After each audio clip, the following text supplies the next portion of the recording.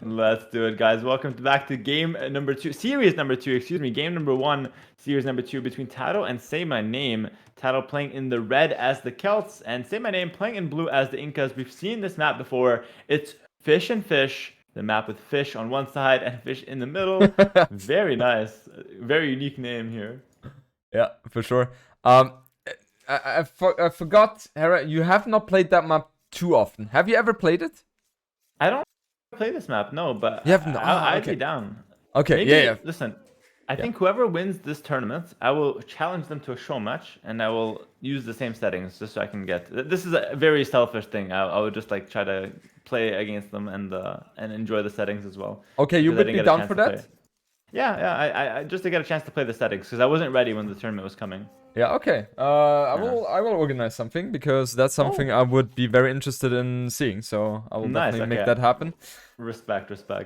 Okay. So we have as you mentioned, Celts for TaToH, Incas for Saymyname, and we're looking at the civilizations. I like Celts a bit more because on hybrid maps, Celts seem to be a bit easier to play with as they get the 15% faster lumberjack effectiveness, and therefore they are able to get out the dock faster, also the barrack faster, and with the dock you obviously will be out to crack out the fishing boats faster as well. So in general, the economy should be a bit better there.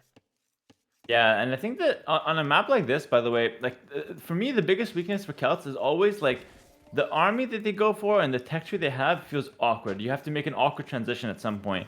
But on a map where there's water, all of a sudden that problem is kind of fixed because the water accelerates the pace of the game in which that you don't need to get those big texts and that big, that sharp transition. It becomes more of a messy game. I think Celts shine in that situation. And I also think that TaToH's a very good Celts player. So I'm very interested to see what the Civ can do. It's definitely better than Incas in this particular case, though. Yeah, and also when you're up against Celts, you always have to keep in mind what Huang has taught us throughout the last 2 years.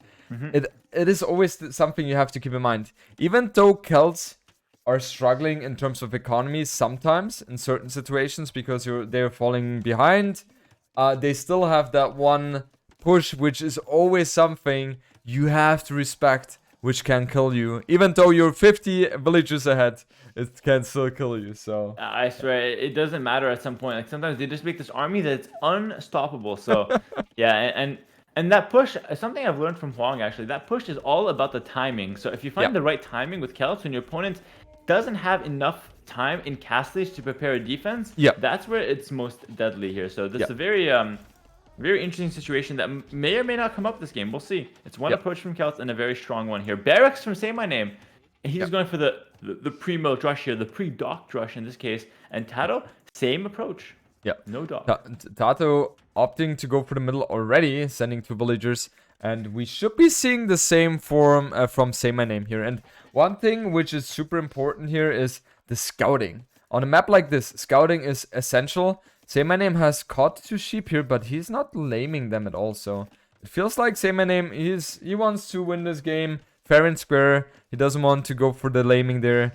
And yeah, TaToH's scouting, he sees that his opponent, well, he doesn't really see it, but he gets more information that the coast is not docked. So yeah, okay, he doesn't have full information there. So I feel like he doesn't get any benefit from this.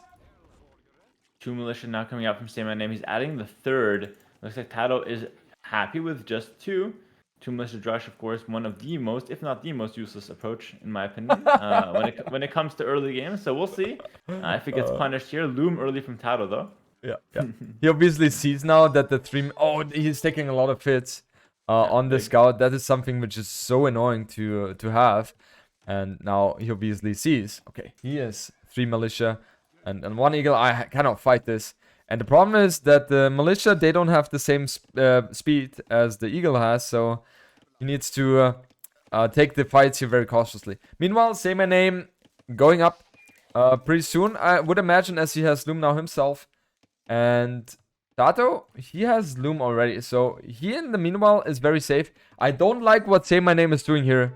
I don't like it at all. Chasing 2 militia with 3 is never going to be a good decision here. Can I say something slightly controversial? I kind of like it, and I'll tell you why. Okay, go ahead. Yeah.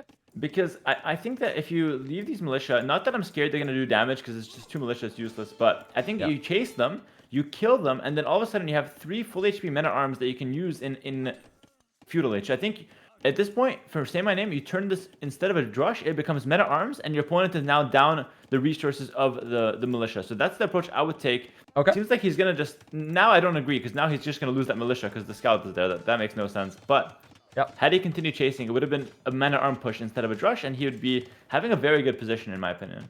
I just feel like the downside of this one is if you're chasing all the time, you're going to lose so much time that allows your opponent to get archers out, and then the 3-men-at-arms should be useless. It is also depending on the timing, but yeah, it's always fine to have other opinions on this one because that's why we are here as well.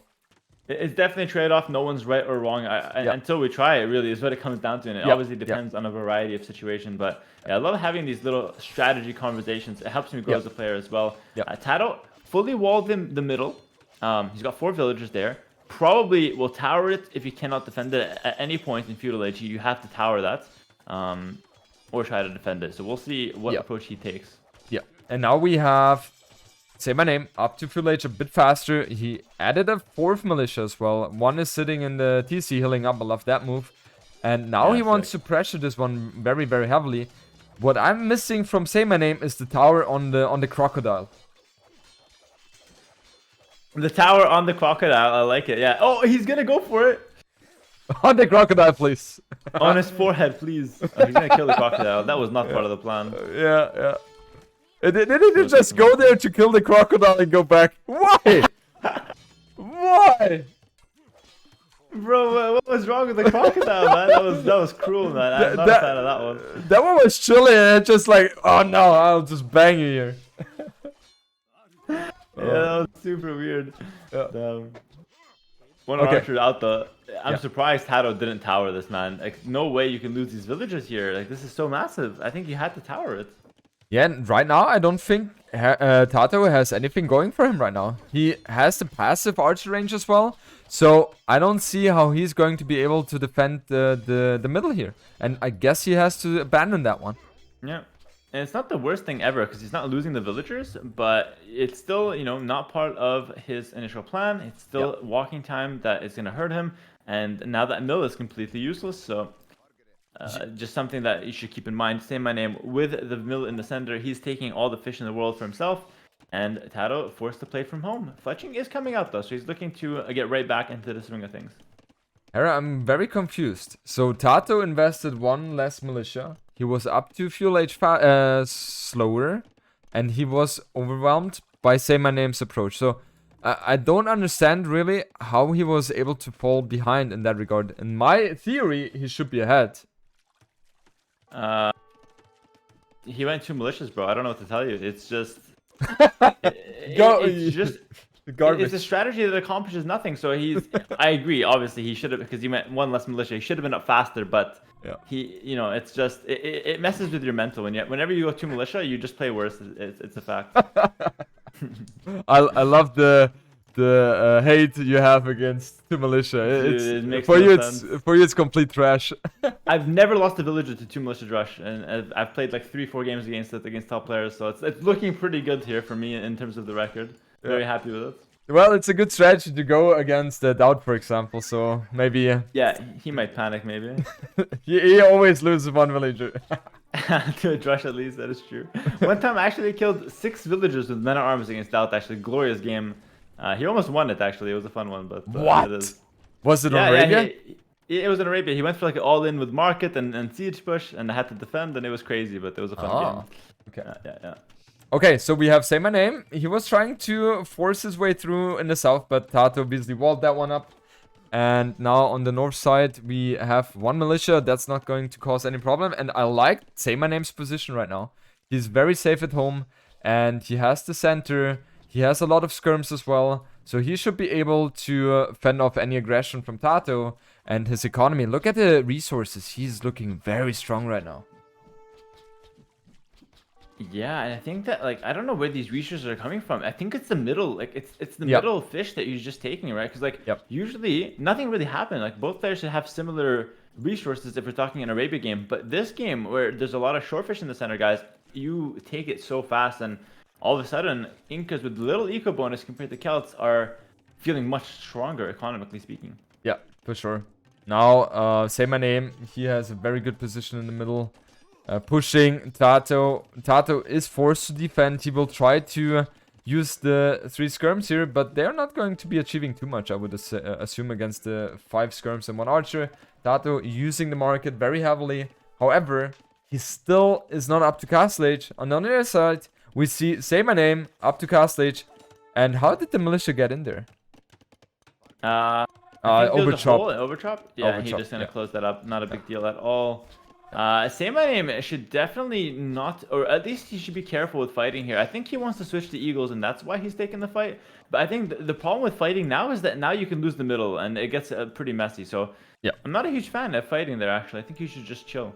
Yeah, I think so as well. Obviously, he doesn't know that he has such a huge advantage in terms of the castle age time, but still, don't, like, you're down in numbers, just go back. There is no reason whatsoever to fight there.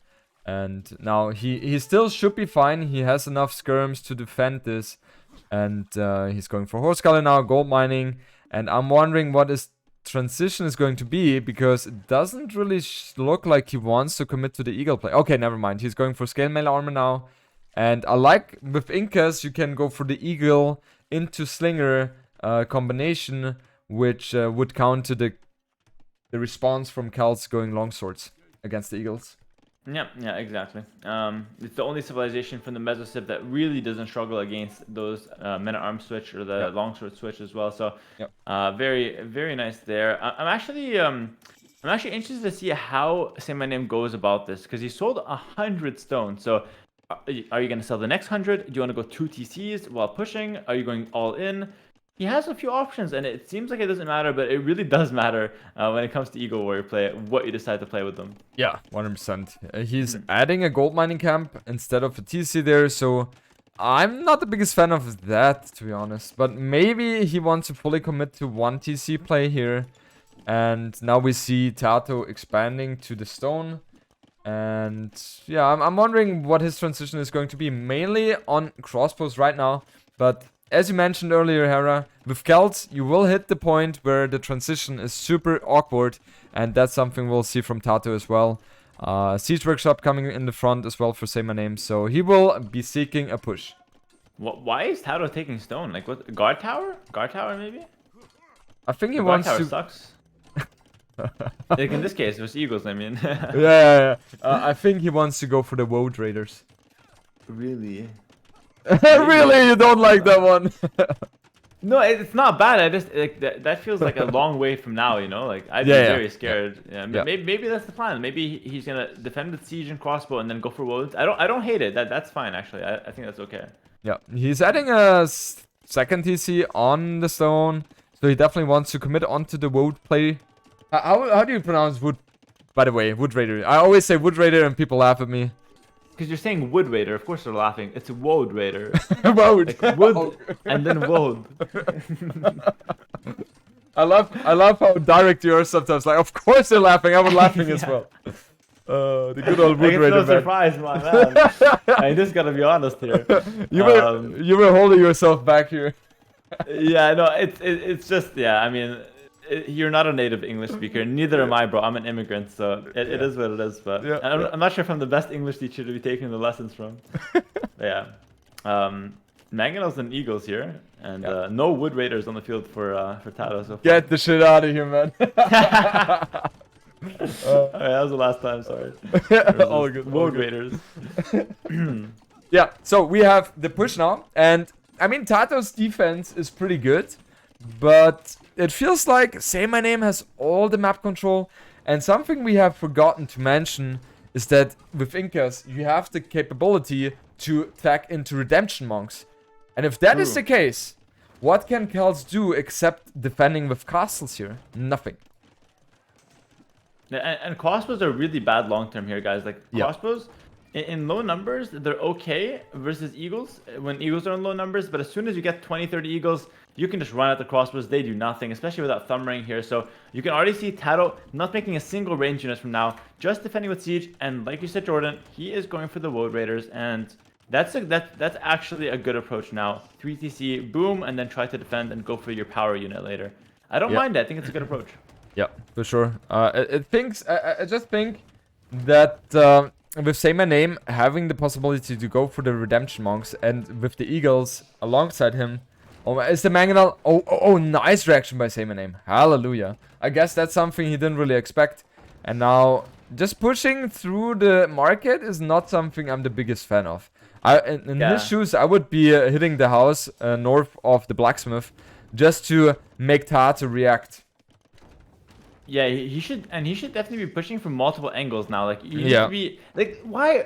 We've seen this trend so many times. The Eagles are just sitting there, attack a wall. You know what I mean? Do something. Yeah. Because now those Eagles are doing nothing. If you get hit with a Mangonel, you go back and you heal with the monks. But listen, Redemption is coming in. So as you said, that's the big powerhouse here. That's a big powerhouse. However, I still feel like that Saymyname is losing the timing here. As TaToH, he has 3 TCs, 21 on food. And he will have the stone to place a castle. And indeed, I don't like the castle too much. I would have put it a bit more to the right-hand side, where the lumber camp is. Right? Because this one is kind of inviting Saymyname to just loop around to the right-hand side. Yeah, and I think like the castle needs to stop any push. But now it's like, the push continues. Like, nothing really changes. Good Mangonel Micro from TaToH, though. Reacting very nicely there. But Redemption Monks, he showed it a little too early there, I think. Yeah, I think so as well.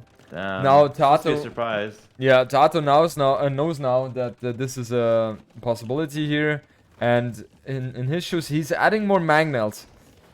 I'm not sure. Well, yeah, I don't think I would have gone for one more Mangonel here because it feels like getting a second castle up to the main TC is the highest priority right now.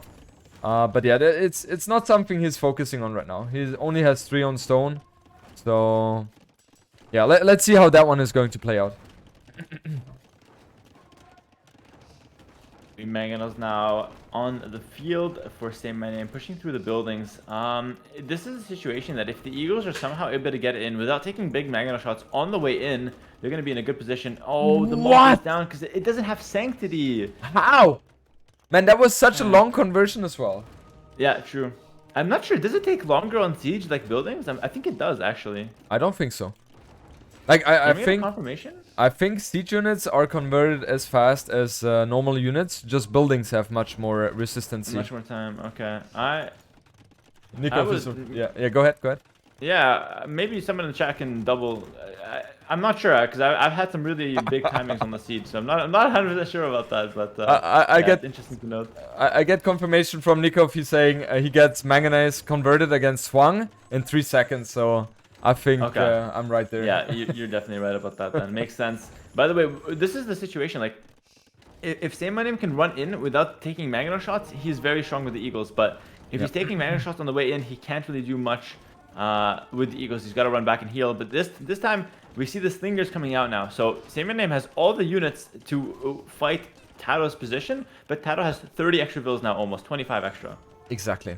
And Saymyname, he is on a timer. He has 3 TCs in the meanwhile as well. He has a nice aggression going for him. But it feels like if TaToH is able to get one more castle up at close to his main TC, then Saymyname, there's nothing he can do anymore.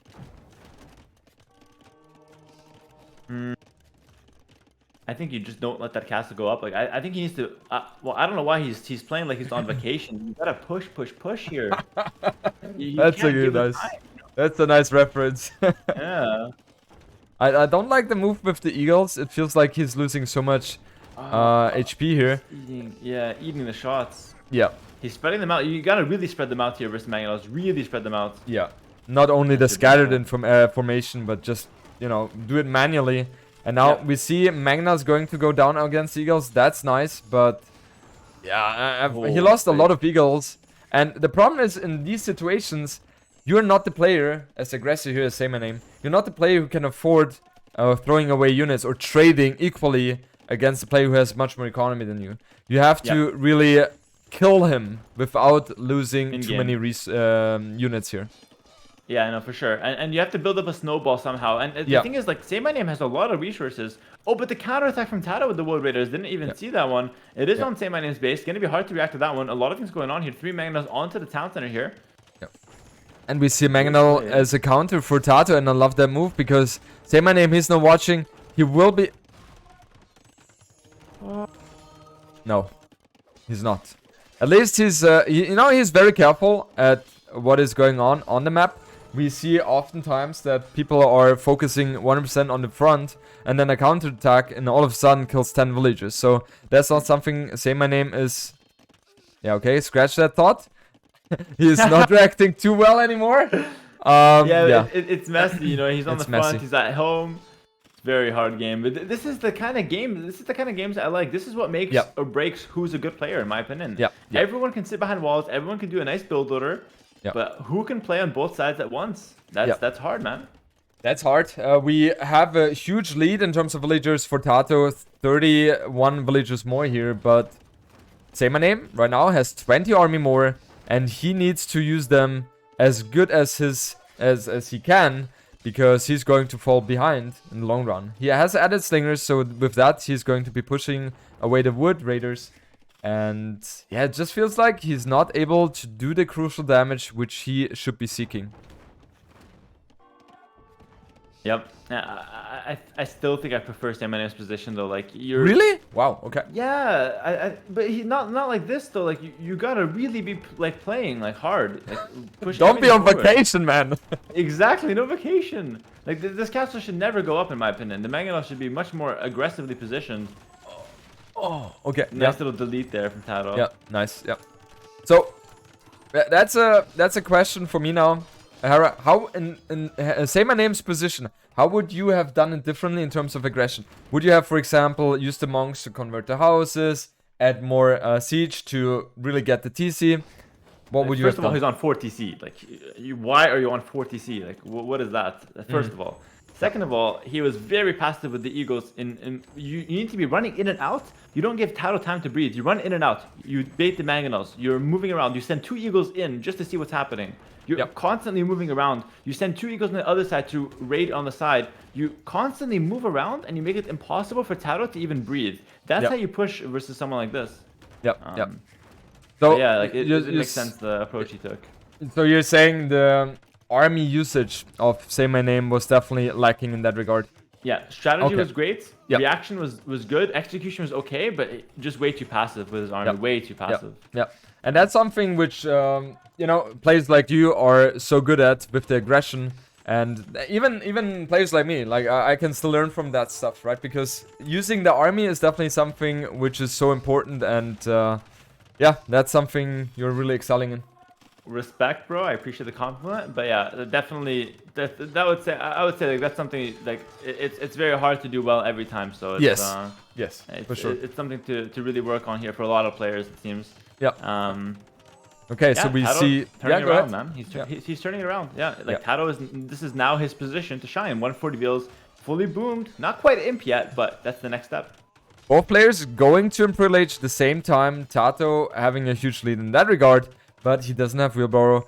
Saymyname has handcard already, so he has 110 villagers, and with Incas that's already a lot. So I don't think Saymyname is too unhappy with the position. However, army size, he doesn't have as big of a lead anymore as he did a couple of minutes ago, and now as both are going to hit Imperial Age at the same time, we will see the castle fight or the trap fight going to be in favor of TaToH, as he has 2 castles here, while Saymyname only has 1. He has stone for building another one. I'm wondering where he's going to go for that. I actually think you go Celt Paladin here, by the way. I think it's a Celt Paladin situation. Because you can't go Woad Raiders, I think, because the guy would go Slinger, full Slinger, right? So I think Paladin's probably the best choice for TaToH, but I don't know if he'll do that.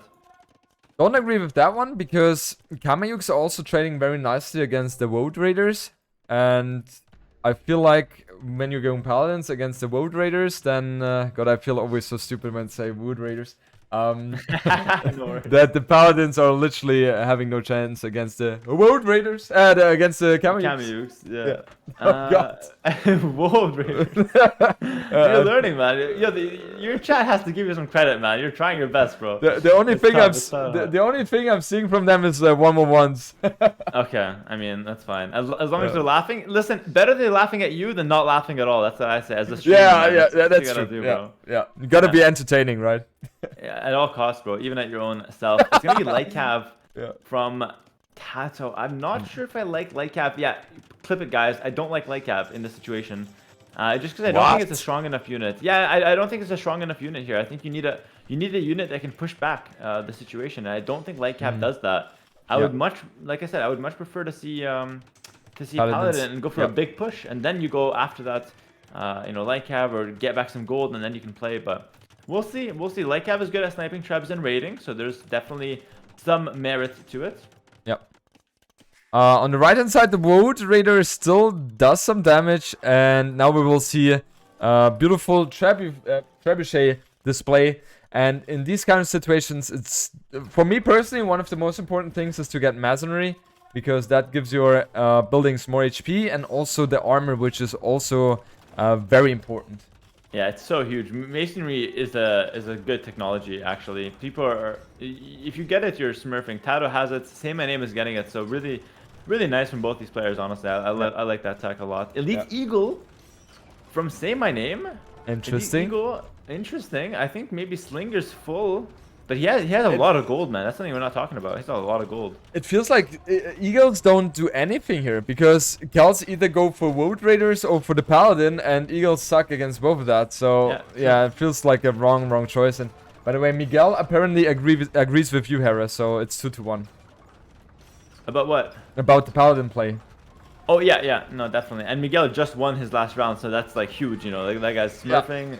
We all know how good he is, so if he agrees with me, it's perfect, then he knows what he's talking about. Yeah, that guy's clean, bro. That guy knows what he's doing. Eagle's running in, by the way, and he's gonna go snipe the trebs. And so we see Hussar from TaToH, but it doesn't feel like the right approach here, because the Hussar is not strong enough to really fight the Slingers, and not really that strong into Eagles. So yeah, definitely. One thing we have not mentioned is the lack of gold TaToH has.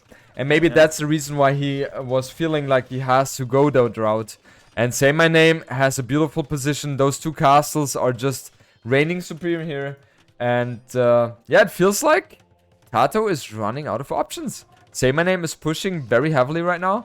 And the economy advantage, which TaToH had all the game, now is being neutralized. And now we have 145 villages for Saymyname and 157 for TaToH. So it looks pretty boomish. Fabric Shields is coming in for the Inca player now as well. So these Eagles are going to be stomping everything.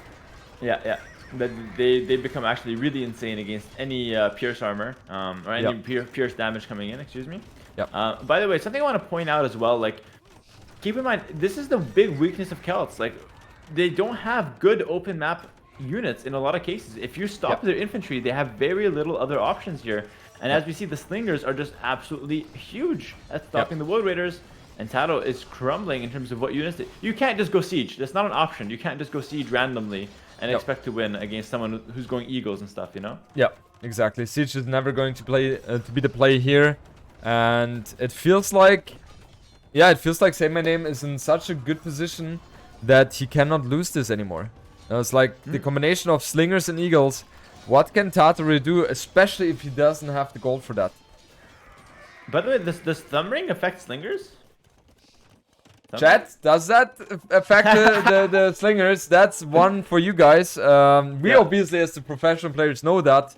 But it's also important. You guys. Exactly, it's important that you are going to be dragged into the field as well. So it does feel like it does. The confirmation from the chat. Okay, Thumb Ring does affect Slingers. We will reveal the answer in 1 minute, guys. So they said it's only accuracy for the Thumb Ring on Slingers. So only accuracy, but that's still worth it. Making sure the shots are landing. Yeah, so chat is right here, guys. Congratulations, you will get your perk later. We have a lot of upgrades now coming in for Saymyname as well, but It just feels like it's such an uphill battle for him right now. TaToH desperately trying to expand on the right-hand side to get some extra resources. He needs the gold. He definitely needs that. But Saymyname, beautiful play right now. And I don't think he will give TaToH any breathing room anymore in this game. Bro, Hussars are so useless here, actually. See, How can you say that, Hera? Listen. Part of being the Hussar master, you have to know when your favorite unit is useless. Because you don't want to make it look bad. Like, TaToH's making all of us look bad. All the Hussar players, he's making us all look bad by going Hussars here with Celts in this like weird situation. So you gotta know when it's good to go Hussars and when you don't want to make them look bad. Save face. And this is one of the situations, rare case, where Hussars is not the right choice. I do like the Scorpions, though. I feel like the Scorpions are not bad, but... Yeah. The problem is TaToH has 5 on gold right now, or 9 on gold, so we will never be able to have the mass of gold income to sustain the production. He only has 2 relics as well, to opposing the 3 of his opponent. And Saymyname, look at how smartly he plays. He's not only focused on one spot, he's also raiding on the right hand side. He's defending the north hand side as well. It feels like he's winning on every single angle on in this map right now. And TaToH, 10 army units as well. I think we will see the GG from him pretty soon.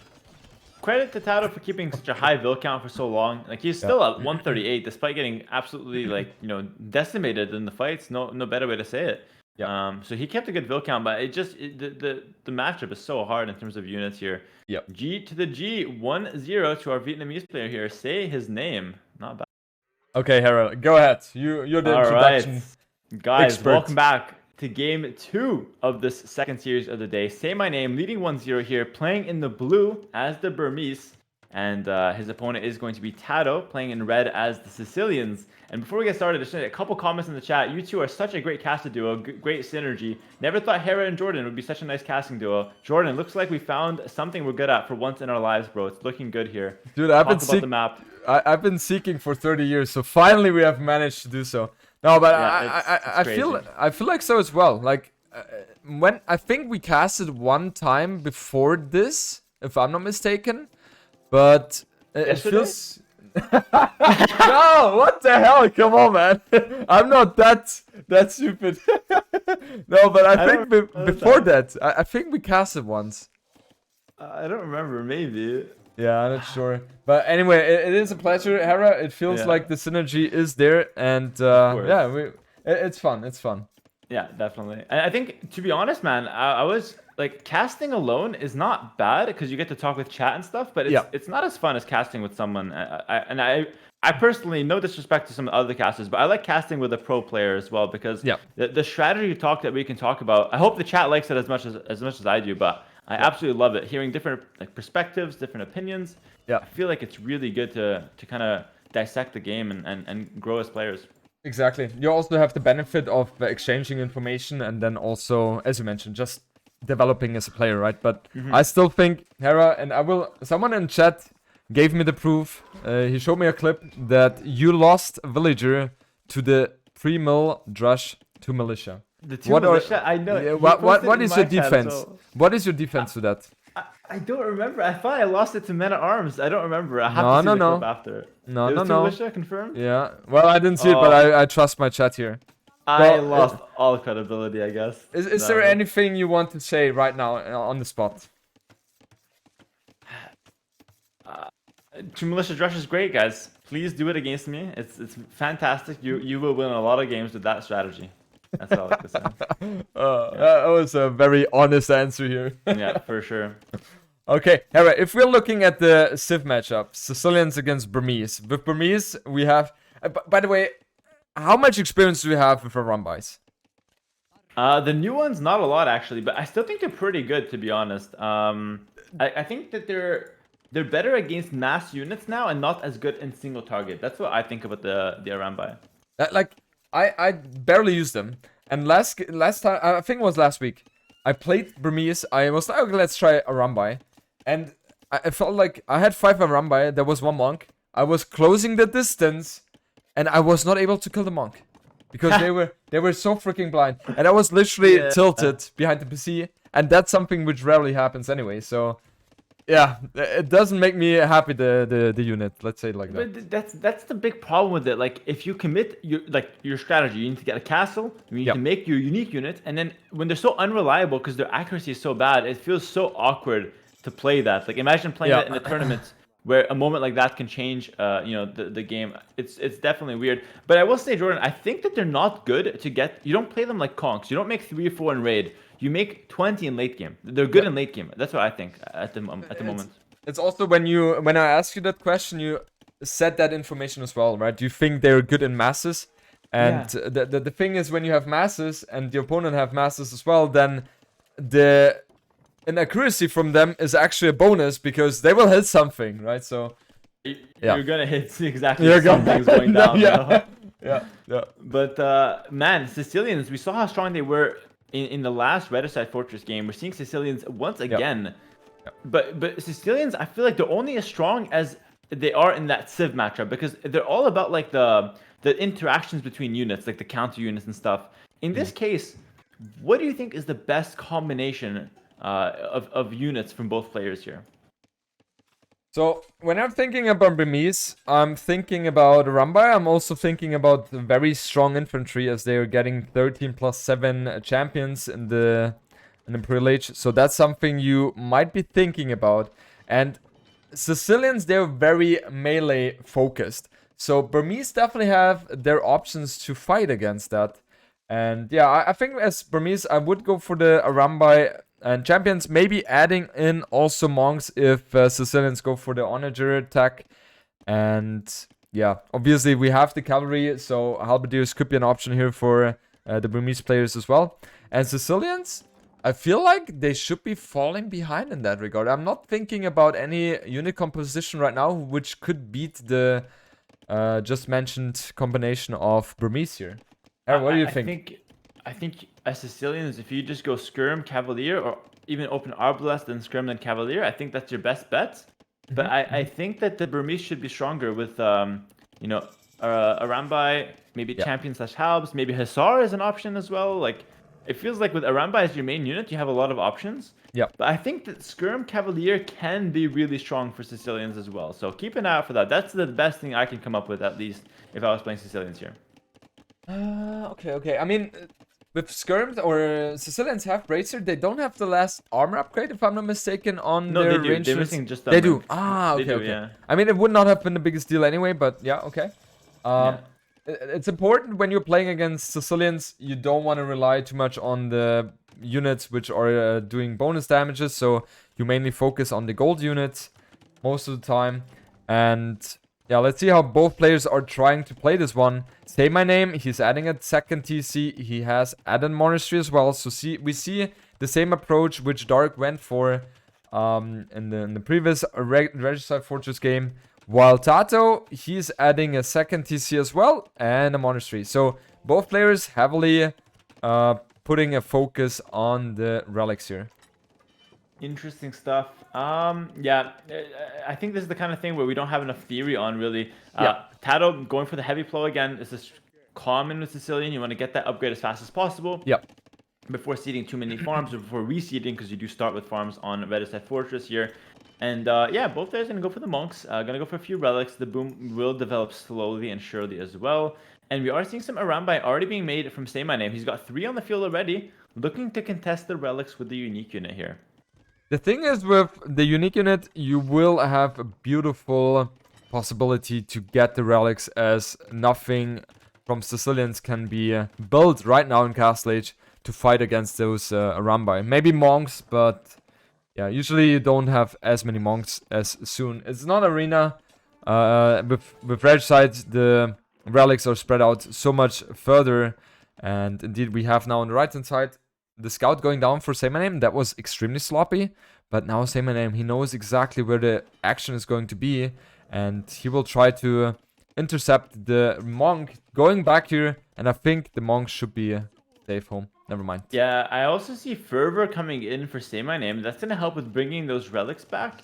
I see that as a very common tactic, by the way. But I think I like it with Burmese because it is a cheaper technology to get it. So Yep. Pretty solid there. Monks will come back faster. He did give up one relic though. People keep losing their scouts. It's something you be really careful with your scout on maps like this, guys. It's very important to keep that guy alive. Yeah, the scout is such an important tool, especially on maps like a Regicide Fortress on Arena, where relic emphasis is definitely there. Also, in terms of the approach, TaToH has opted to go for the 30C, while Saymyname, look at his farm economy. It's literally not there. Yeah, why though? Why? Yes, Is 3 he on gonna fast imp? I think he wants to fast imp a lot of Arambai. It looks like that. I don't see any other way how to approach this one. Maybe, okay, fast imp not, but maybe 2 castle Arambai production. Yeah, 4 castle, maybe some siege, and then all in it. Oh, that's fun as well. Yeah, it's not fast imp. You're right. It's that. Yeah. I don't know. I don't have enough experience on this to say if it's good or not. We're gonna have to wait and see. Yeah, and that's also very interesting to see those kind of different approaches, because also for me, I have never seen this one being played. I don't really see how this one should be working. I mean, what is really in favor of Saymyname is the exposed gold in the front of TaToH. And that's exactly where Saymyname wants to be pushing. Yeah. It just feels like he should be falling behind in terms of economy so much. And I like what TaToH is doing. He sees the amount of Arambais, and he will be placing an outpost just to have the full vision in the front there. Because when you see this amount of Arambai, guys, keep in mind, TaToH knows that Saymyname is not just misplaying. Like, she's not just making a mistake and making a lot of Arambai for no reason. Yep. He knows that if you see this many Arambai, that Saymyname's whole strategy is revolving around this. Just TaToH immediately is thinking, okay, I need to prepare a defense here. And I will say, TaToH's castle is in an okay position. It can defend some part of his base, but not the left-hand side. So I think if Saymyname pushes that main gold and then that left-hand side, that can be really deadly. Exactly. I mean, he has the information where TaToH's castle is, so that is very good for him. And now he is... I mean, if I see what Saymyname is seeing, I would just build the castle on the left-hand side where the extra gold is for TaToH. But he's going for the castle in front of the secondary stone. And that, fortunately for him, will hit the main gold of TaToH. Yeah, that's such an interesting thing, because that's an insane castle, but Saymyname doesn't even know how good that castle is. Like, yeah. He doesn't see that main gold, so that's so interesting that he kind of got lucky there of how good that castle is.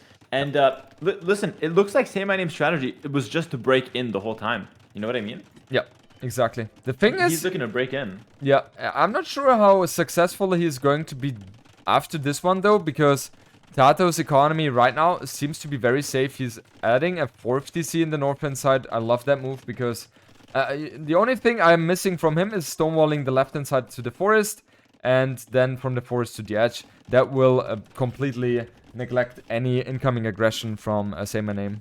Yeah, you need to make sure that gold stays safe now. Yeah. By the way, if you're TaToH, is it like a fast imp approach, or do you try to defend in Castle Age with skirm or crossbow? What's your favorite? Like, it looks like he's going fast imp. Do you agree with that? I think it is a good play, but what I'm lacking from him is the stone income. If you play like this, you want to have 2 or 3 castles defending all your economy. And the reason is because the TCs themselves... Yeah, okay, I don't like what Saymyname is doing here. Oh, that can't be right, man. No. Don't throw away your Aramba like that. Like, he's taking shots from 3 TCs. Yeah, that's way too much. Like, it's like, remember last game we saw, like, I was criticizing he's too passive, now he's too aggressive. He needs a mix of last game and this game. That's perfect. Hera, he was listening. He's like, okay, Hera said I have to be more active, I'll be more active. Yeah, he's like, say no more, I'm going in, you know? It's like, okay, relax. Relax a little bit. But yeah, that's the situation here. And TaToH, like, now TaToH's fine, because there's a Aramba kind of trapped in there. Yeah. Kind of weird situation here. TaToH up to imp now. Let's see. Especially if you're going for the approach Saymyname is doing. You don't want to just idle some farms. You want to go for the throat here. You want to kill 1 or 2 TCs. You want to kill 20 villagers in the process. And that's not something he has been able to accomplish. And now the monks are going to keep those Arambai away. They will get some conversions most likely. Yeah, 2 have been converted here. He is losing 3 monks in the process. But I still prefer the trade for TaToH here. Yeah, 100%. I would like hard prefer TaToH's position. These trades are fantastic. You thin out the army. You're not losing too much. And all he has to do now is find a suitable counter to Arambai, because that's all that Saymyname can afford for the next 10 minutes. No way Saymyname can ever get to anything other than Arambai.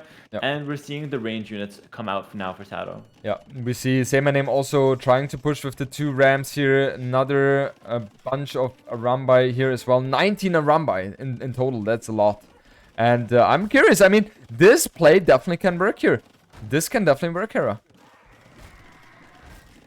Like, the Rams are a really good addition. I would not have thought to go Rams, honestly. I would have went Manganos, but I think I prefer the Rams. Like that's actually super smart. Yeah. And also, you kill one TC and then you go left, right? You just yeah, you go no. Yeah. You have to go left here. TaToH doing the right response. He needs to get the castles up.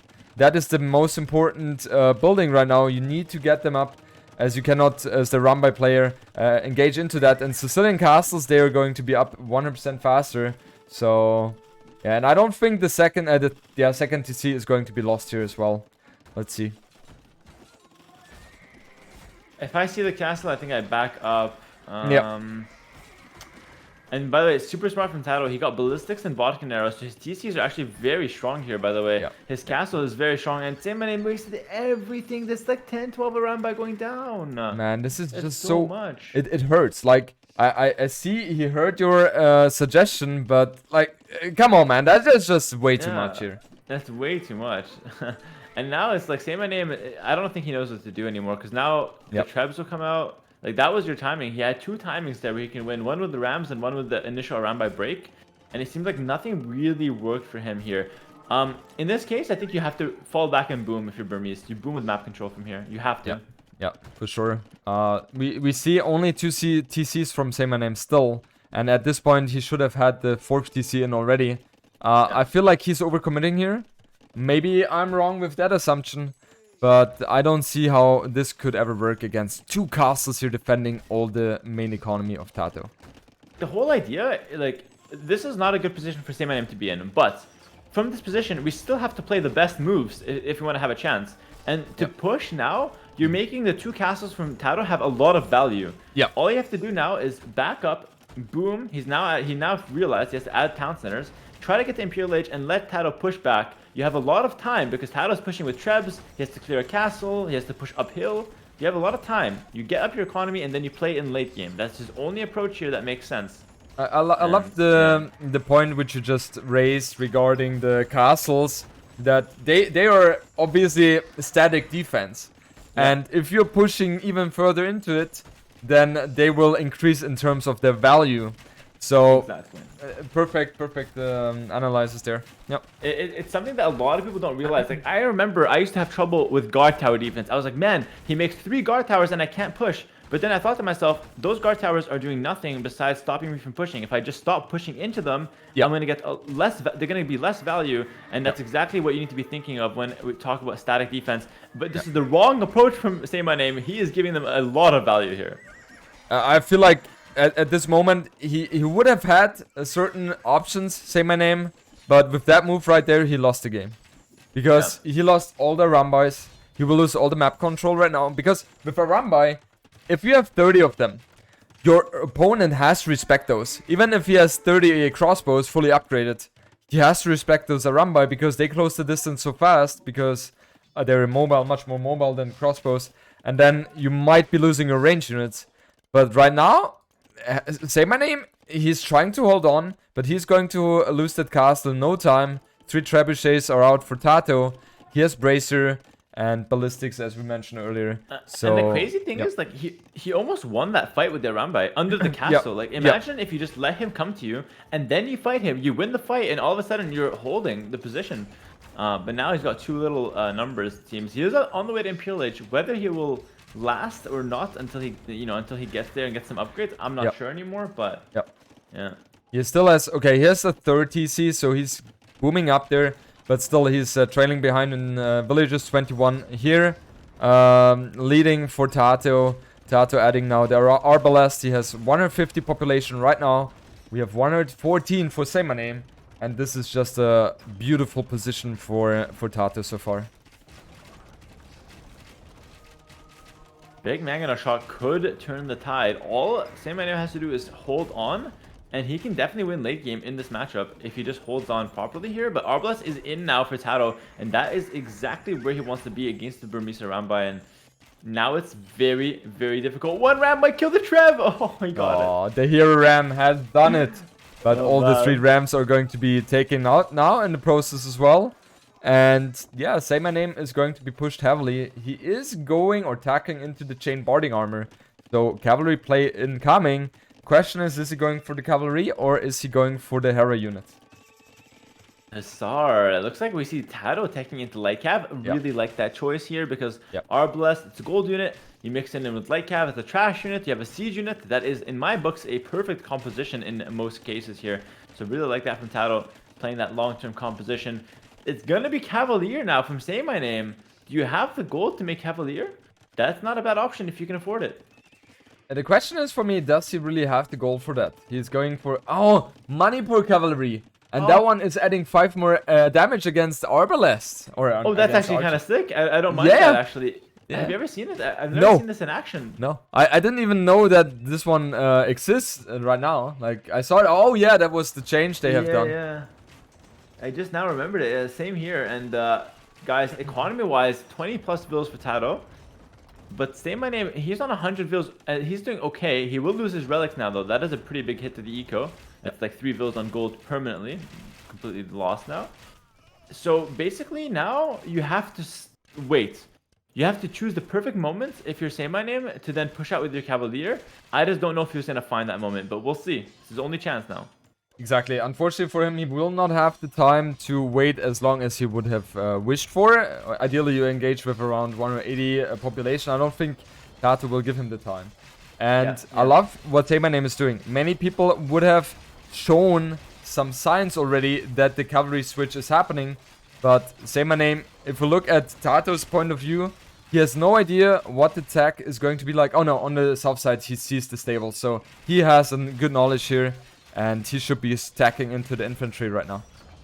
Yeah, I will say, yeah, he's already getting squires. I will say, like, Saymyname is kind of bleeding out too much. Like, he lost like 10 vills on that right-hand side. TaToH did a really smart play to come forward with a siege workshop and stables. Because he knows that he doesn't want to give time to the opponent. But here comes the Cavalier here, guys. Arbalest on the hill, no thumb ring here. The Cavalier are going in. They do extra damage if they do connect. I want to see how fast they're going to go down now. They should be melting, shouldn't they? Yeah, if you can get access to the Arbalest, they melt. But it seems like there's not a lot of Cavalier here hitting the Arbalest. Yeah. And yeah, we have 125 population against 180. TaToH is just looking in such a dominant position. However, the cavalry is just something like TaToH really has to respect those. And he's now switching to pikemen. Actually. Yeah, yeah. And it's I don't even mind them.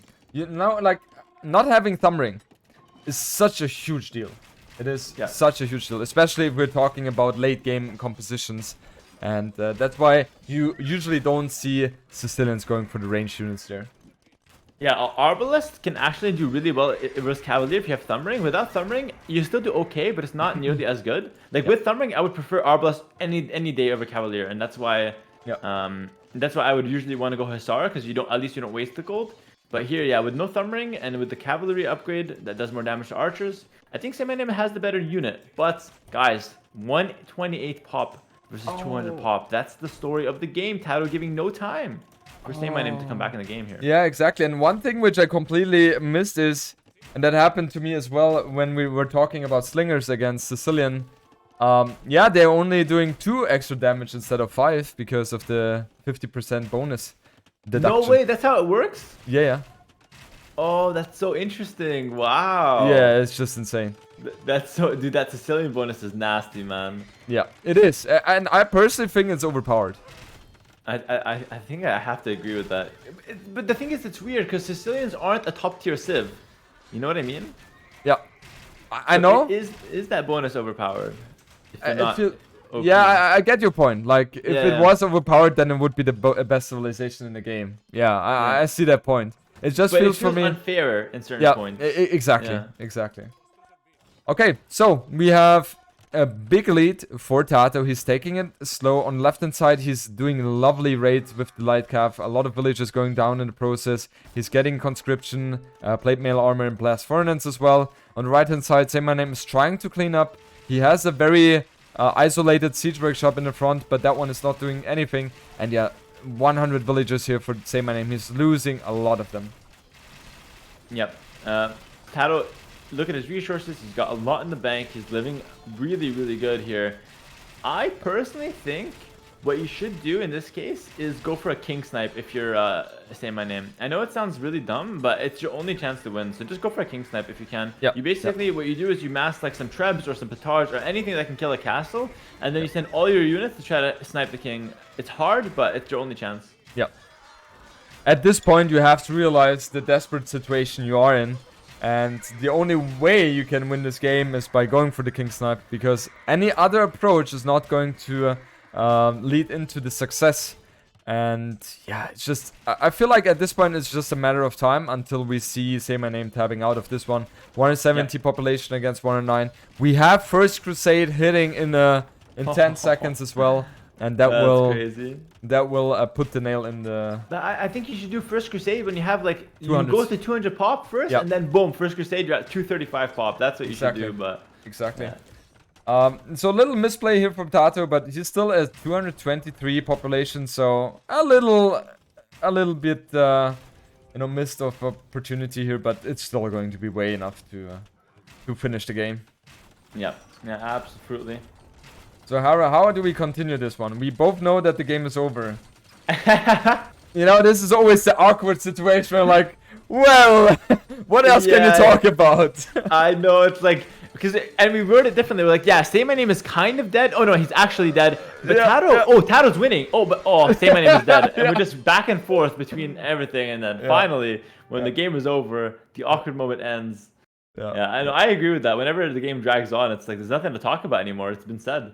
Yeah, that's where I feel like when you're a professional player and you're casting, sometimes you struggle to really hype the game up because it's like, there's no way you can hype it up anymore. The game is over. Take it.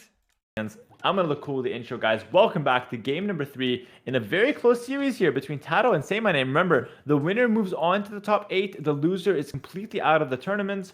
And we've got TaToH in red as the Bulgarians. His opponent is going to be Saymyname in the blue as the Franks. And the map is Sahara. Now I'm very interested to see this game, guys. You had a snooze fest in the last 10 minutes for Resurgence Fortress when it comes to the late game stuff. But now we're seeing that early game stuff, that very aggressive style that a lot of you guys might prefer here. And the Civ matchup is very explosive. Bulgarians, Franks, talk to us, Jordan, on Sahara. What do you think about the Civ matchup? When we're talking about land maps and open land maps, I always like to have Franks as they have a strong economy, getting the farming upgrades for free. And they also have extra HP on their cavalry, or so scouts and fuel age, for example. So that gives them a little buff there as well. Going into the range units, they don't have very good range units if we're talking about Castle Age Plus. So you can still add them though with Franks. So in general, they have a very solid ground to work from. And with Bulgarians, the economy is not as good as, for example, Franks, but they have the addition that the blacksmith upgrades are cheaper and they're also upgraded. I don't want to say instantly, but we're close to that. And also, they are also very known to go heavy on scouts as they get the upgrades faster there as well. So yeah, it feels like also, especially with the crab host, which they have access to, you can do certain shenanigans. And Hera, I know that a couple of months ago, you have gotten to love the crab host 1TC play as well. So talk us through that one. Yeah, so the thing is, like, Bulgarians get their bonuses by playing aggressively. Like, you think about a civ like, I don't know, Vikings. You get the bonus just by playing the game. It's free hand card, Yeah. But here, with Bulgarians, you get the bonus by forcing your opponent to make a lot of, military, a lot of upgrades in the blacksmith. You're getting your upgrades cheaper. You force your opponent by reacting to your 350 stone Krepos, which is almost like a castle forward, and it's only costing you 350 stone, and boom, that's where you get your advantage. You get the free two-handed swordsman upgrade. So if your opponent goes halberdier, you have a direct answer. That's where you get your bonuses from as the Bulgarian. So it's a very skillful civ to play, but in the right situation, it's a very powerful civ. And I think this is the right situation. Bulgarian Frank is a matchup I prefer to play Bulgarians as 10 out of 10 times. Oh, okay. Nice. Interesting. Okay. Yeah, it's so good. Okay. So if we're talking about the map, I'm not sure if you have ever played this one in 1v1. Of course, in team games, we have seen that Sahara map being used a couple of times already. I'm not sure if Sahara, but a very similar map where... Yeah.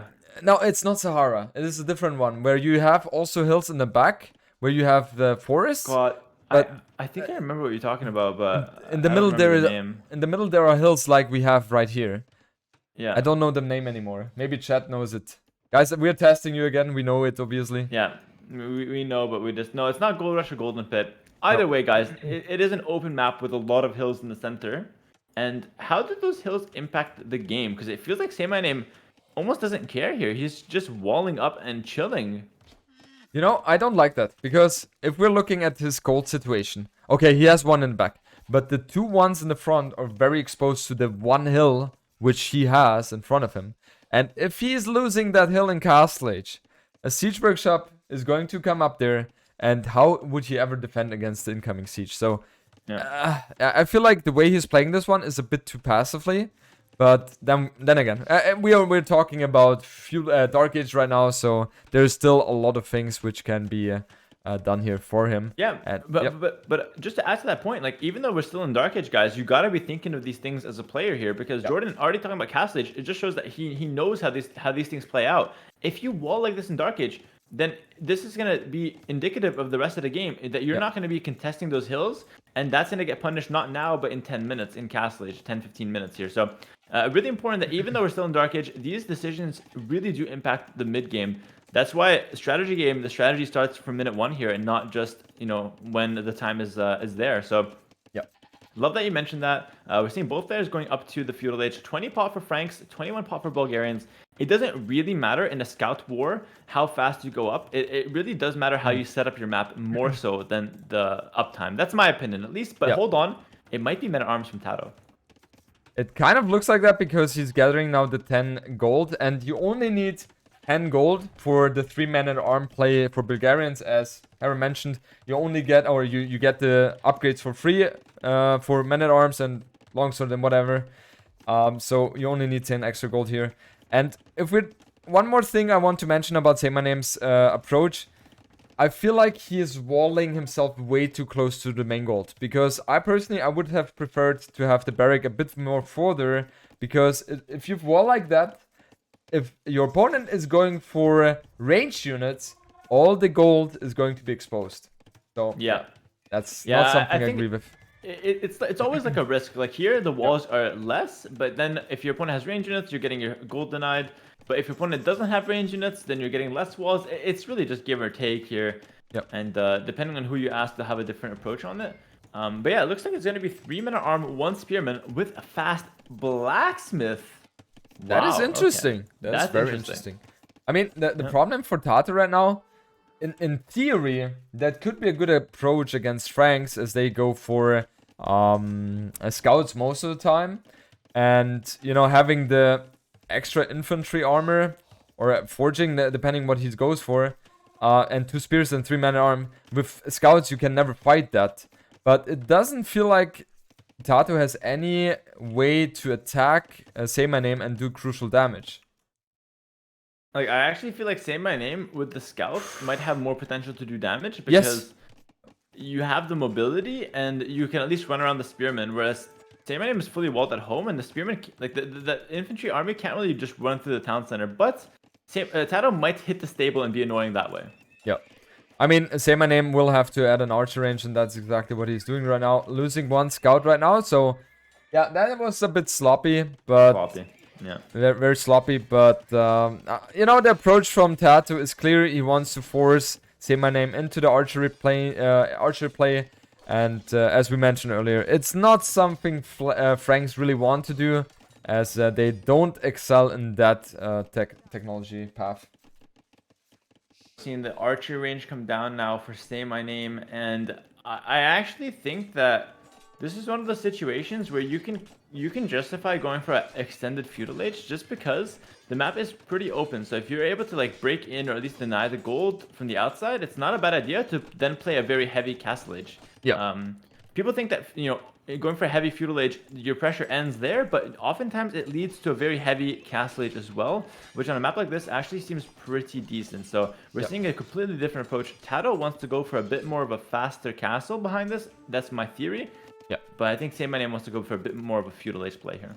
Let's see in this one. He's adding a skirm as well. Not the biggest fan of this one. This one is not going to add any benefit. Oh, and TaToH is adding a stable. So yeah, at the back. Nice. That's something which surprises me. I thought he wanted to commit to a fast cast as well, as you mentioned, Hera.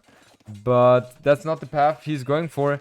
And yeah, in general, that one works pretty well as well, as he only needs around 3 or 4 scouts to be able to regain the map control, as he is going for forging right now. Yeah, 1 scout goes down for Saymyname. You can't be losing these scouts, man, to nothing. Yeah. It's really, really bad. It's hurting his momentum, and I really do feel like Saymyname is in a spot where he's just he doesn't really have any direction of the strategy. He opens scouts because they're good with Franks, and he switched to archers to counter the men at arms. And now what? Now he doesn't know what to do. I think that's a big problem. Yep, for sure. Like, both players are fully walled, so neither of them should be able to get any damage done. And ooh, TaToH going for tower here. Hera, what do you think about the tower? Super safe. That tells me like I want to take no risks basically. But I don't like it because even if your opponent comes with 5 archers, you can just make a tower then.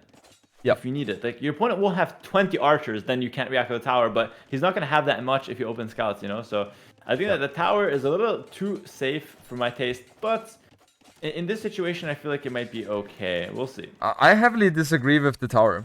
Let me tell you why. If you're going for a stable, you want to invest into the scout play, and the scout play almost definitely will secure the map control. And therefore, you will not need a tower, because with the tower, you're not going to be put in the position where you're playing defensive. So I think he's doing this a bit too safe here. If he didn't go for the stable, then I would have agreed with that choice, but right now, not so much. But okay, no, it's just my personal... Really good logic, actually, and that tower might get punished here, because Saymyname is looking to make a tower of his own, and now, where's TaToH's tower? Where is it? It's doing nothing. Yeah, it's not doing anything. I feel like... punished there. Yeah, I feel like in this situation, TaToH has to rush the tower of Saymyname. I mean, he has... Oh, he only has 3 scouts. He has only 3 scouts. Saymyname is clean. That was sick. TaToH deletes the wall. Immediately, Saymyname quick walls. That was sick. Yeah. And now TaToH definitely has a huge problem, because I feel like Saymyname is getting himself into a position where he should never be. And also, when you're going for this preemptive tower, you want to place it very much forward of your main gold, so your opponent has no chance whatsoever to do a counter on your tower on your main gold. At least that's a hard punish.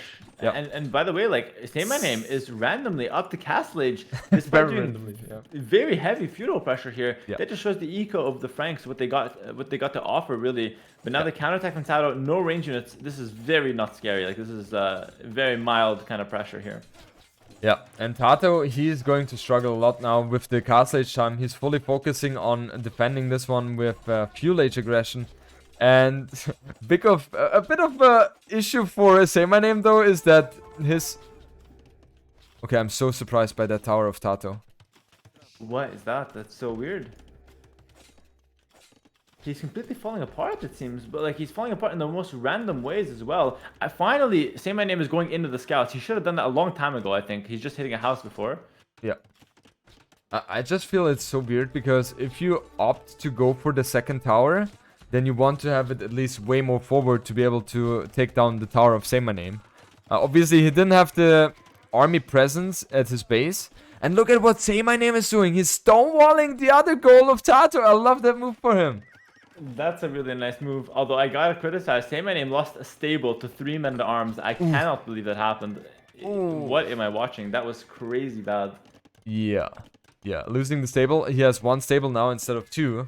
Yeah, like, it's so huge. Yeah. I hate to be too critical, because it might be unfair to these players that are playing the tournament. I'm not, but my god, that's just such a momentum killer. You're up to castle age now, and all you have is 1 knight instead of 2. That's like half your army, half your pressure is down. Yeah, definitely. It's a mistake which should never happen on a high level, and You know, I think it's okay to be critical in these kind of situations because we're talking, or yeah, we're definitely talking about big blunders here. So yeah, a bit of a misplay here by Saymyname. He has added the second stable now again.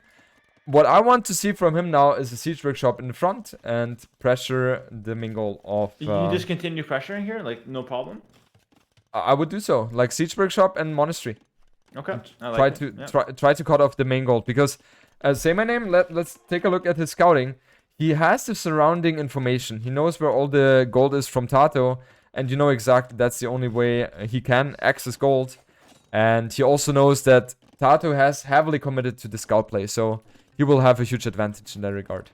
Yeah, and you're already playing to wall in one gold, right? So if you're playing to wall in one gold, you probably want to play to deny the other gold. Like that's the whole idea. It's the combo.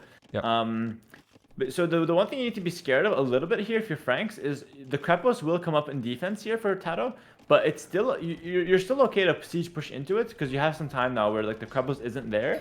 Yep. But yeah, something that TaToH can definitely fall back on if he gets hard pushed here. I don't mind if Saymyname starts adding town centers. I think both approaches are pretty fine here. So by the way you're phrasing it, it feels like you would have gone for the extra TCs, right? No, honestly, I don't know. Pushing seems really tempting because TaToH's like very far behind from Castle Age. I'm not sure, to be honest. I think both are just as fine in my opinion. Yeah. I don't mind either. Okay. Nice quick balls by Saymyname. He was able to save the villager, which was only on 5 HP. And TaToH, he's really struggling right now. On the north side, he's building a tower again to fend those knights off. And it looks like TaToH wants to go for the knight play as well against Franks. And that's not something which is going to be too successful. Ideally, you want to go for Krepos to go for the Conics. They are doing much better against the knights than Bulgarian knights. Yeah, Conics are pretty sick. Like in this case, you're so behind. You can't just randomly go knights here. You probably go monk and Conic, which is exactly what he's gonna do here, I think. Yeah, he's adding monastery, and he's really scrambling for the defense here. TaToH obviously one of the best if it's about staying in the game and doing the right defensive moves here. But Saymyname, he's expanding to the northern side with the second TC. I gotta say, from all the games I've seen from Saymyname so far in this tournament, it felt for me underwhelming. But this set, he has been playing so much better than what I've seen from him. And I just love to see that. Because I feel like Saymyname has always been such a great player. And now he's finally playing to his fullest potential, I feel. Yeah, and he's been around for a long time. I love to see these players. Oh, when he's in! TaToH fails a quick ball behind the stone. That's a massive mistake. Oh, I think It was at this... hard. Yeah, and I think at this point, Hera, I think TaToH is dead. It might just be like that. That's too much. It's 14 knights plus 2 defense in your base. Plus 1 attack. You cannot defend that. This is over. I mean, 2 monasteries are in there. I just feel like he's going to lose so many villagers in the process that there is no way for him to jump back into this game. I just don't see it happening, Hera. GG. Just like that. Just like that. And guys, don't even think that TaToH played poorly on defense. He walled like 6 times the knights that came in, and he walled. And he made one slip up. All it takes, 1 slip up. And Jordan, this is what happens when you're active with your military. I think that this same situation could have happened in that game 1 where Saymyname was putting pressure on TaToH in the similar circumstances. If he had put pressure on the walls with his military in a siege, you could break in and your opponent can instantly lose the game in situations like this. Really nice job from Saymyname to find that opening. 100% agree there. I'm just flabbergasted because, you know, a set which I was expecting to turn out 3-0 for TaToH is now in a state where TaToH is trailing behind 1-2, and Saymyname is going to have match point against TaToH. And the set, which I have to say it again, I know people might hate me for that. The set where I thought this is going to be the most boring one is an all of a sudden extremely exciting set. Game 4, this is the time I shine as a caster. We've got TaToH versus Saymyname. Game 4, Saracens for TaToH. He's playing in red. We've seen this map before, but first we're going to introduce Saymyname playing in blue as the Magyars. And that's a very interesting civ because it's not a water civ at all. Jordan, the map, we've seen it plenty of times here, but it's been entertaining every single time. Nevasha. Hera, why do you think we are seeing this map so often? Like, we have 18 maps in the map pool. And the likelihood of this map or one map being shown so often is, I would say, rather slim just by the logical approach. Why do we see it so often, Hera? I actually know why. It's because if you don't know how to play this map, you're gonna look so bad on it. Like if Yep. you don't know how to play a map like Sahara, you're like, okay, I know how to play Arabia, so it's kind of the same thing. But like Yep. nothing is the same thing as this map. So if you don't know what to do on this map, you're gonna look so lost compared to someone who does know what to do. That's my take on it as well. Yeah. Also, I think we have seen a lot of players who are really excelling in hybrid approaches. Like, for example, TaToH. We saw Miguel as well, who are very known to be very committed hybrid players. And yeah, like against players like Saymyname, who are known to be very land orientated, it's definitely something where they could take an advantage from. Yeah, and I just want to mention, like, the chat has reminded me, TaToH with the Saracens. Saymyname gave him Saracens. Now that is interesting because like we always talk about like certain people have certain civs that they like, and TaToH Saracens is one of the big ones that he really enjoys to play. So Yeah. I'm surprised that we see it. Like, how strong are Saracens here on this map and for TaToH? I think in general, Saracens have a lot of potential on especially hybrid maps because on hybrid maps, the likelihood of your economy being imbalanced is very high. Let's just take an example. Last set we watched between Miguel and Dark. At one point, Dark's economy was completely shattered. If you are in this position, Saracens, you build a market and you just balance your economy so much easier compared to other civilizations. So Yeah, I think I really Saracens, like that. yeah, I think Saracens have a lot of potential on these kind of hybrid maps, and therefore not the civilization I would go for. If I was Saymyname to give it to TaToH. Yeah, that's one of the last ones I would give the TaToH for sure. Yep. Both players going for the dark approach, guys. Relatively standard on this map. Makes sense. But what's also been standard on this map is somehow mixing in a landing in the feudal age. And I'm actually curious to see, like, do you try to get to scouts as Magyars, or do you just ignore the scout bonus that they get and try to play like some archers, or do you just completely go water and just forget about, forget about the landing? I'm not sure. I think there's a lot of options here for Saymyname. He has a lot of options, but neither of these options are really striking to me that Yeah. are beautiful. Like, going scouts on a map like this is, I think, not the best. It just feels like when you're building or playing hybrid maps, you wanna focus on the ranged units because going for stone, gold and wood, as if you were investing into archers, easily helps you also to transition or build the fire galleys or galleys. And if you're going for scouts, then your economy must be set up completely differently in a way that you cannot really afford building fire galleys as well at the same time. Really good point there. Yeah, scouts just don't mesh really well with the fire galley build or the water build in general. So that's definitely the biggest downside on a map like this. Let's see. I mean, TaToH has a much simpler game because he can literally just play water. He gets faster shooting galleys as the Saracens. And then if he needs to adapt, he's got the market to help him adapt, as we've talked about, to a landing. I don't think TaToH needs to force a landing here. I think he can if he wants to. But I don't think he needs to force a landing to win this game. He can play it a lot more defensively, a lot more chill in this case. Yeah, I totally agree. Especially, we are talking about Age of Empires 2 being a strategy game. And in this case, TaToH has the better water civilization, especially with the market abusement there. Therefore, with the faster firing galleys, he will always be in a position which is better than the Magyar player. So in this case, the Magyar player has to kind of force the issue. And that is something TaToH should be knowing. And that's also something you can prepare for. And we see 3 villagers being sent forward by Saymyname. And it feels like TaToH didn't check that one. Or he barely missed this. That's a really early forward. That's like, I don't care about the water one bit, and I'm gonna forward. Like, Yeah. that's super aggressive here. And I kind of like it, but I also think it's kind of easy to defend as well. So like, I like it in the sense that I think it's maybe the best choice that Magyars has, because you get to use, like, I think now you might be able to go like scouts and archers maybe, because you have that food built up. But I also think that this might be too early, and it's easy for TaToH to just add fishing ships and defend. We shall see, though. We shall see. I love that Saymyname was trying to build, or is showing TaToH that he wants to commit to the second dock here, because therefore TaToH will not be like, hey, where's your second dock? Yeah. Oh, and look at the build. This is so insane. That is by far the best play I've seen from Saymyname in this tournament. Yeah. Forget about all the micro we've seen. Forget about all the aggression. That right there is so crazy. What just happened, guys, just to explain to the viewers that don't know, he showed TaToH that he's building the second dock. TaToH harassed it. He forced TaToH Scout away. Then he deleted the second dock. TaToH now thinks he's on 2 docks, but he's actually only on 1 dock, and he got the wood back. So now his aggression is just as strong as it was. And this is TaToH now heavily. What I want to see from TaToH now is, after seeing there's only 1 dock, cancel the queue for the fire galleys.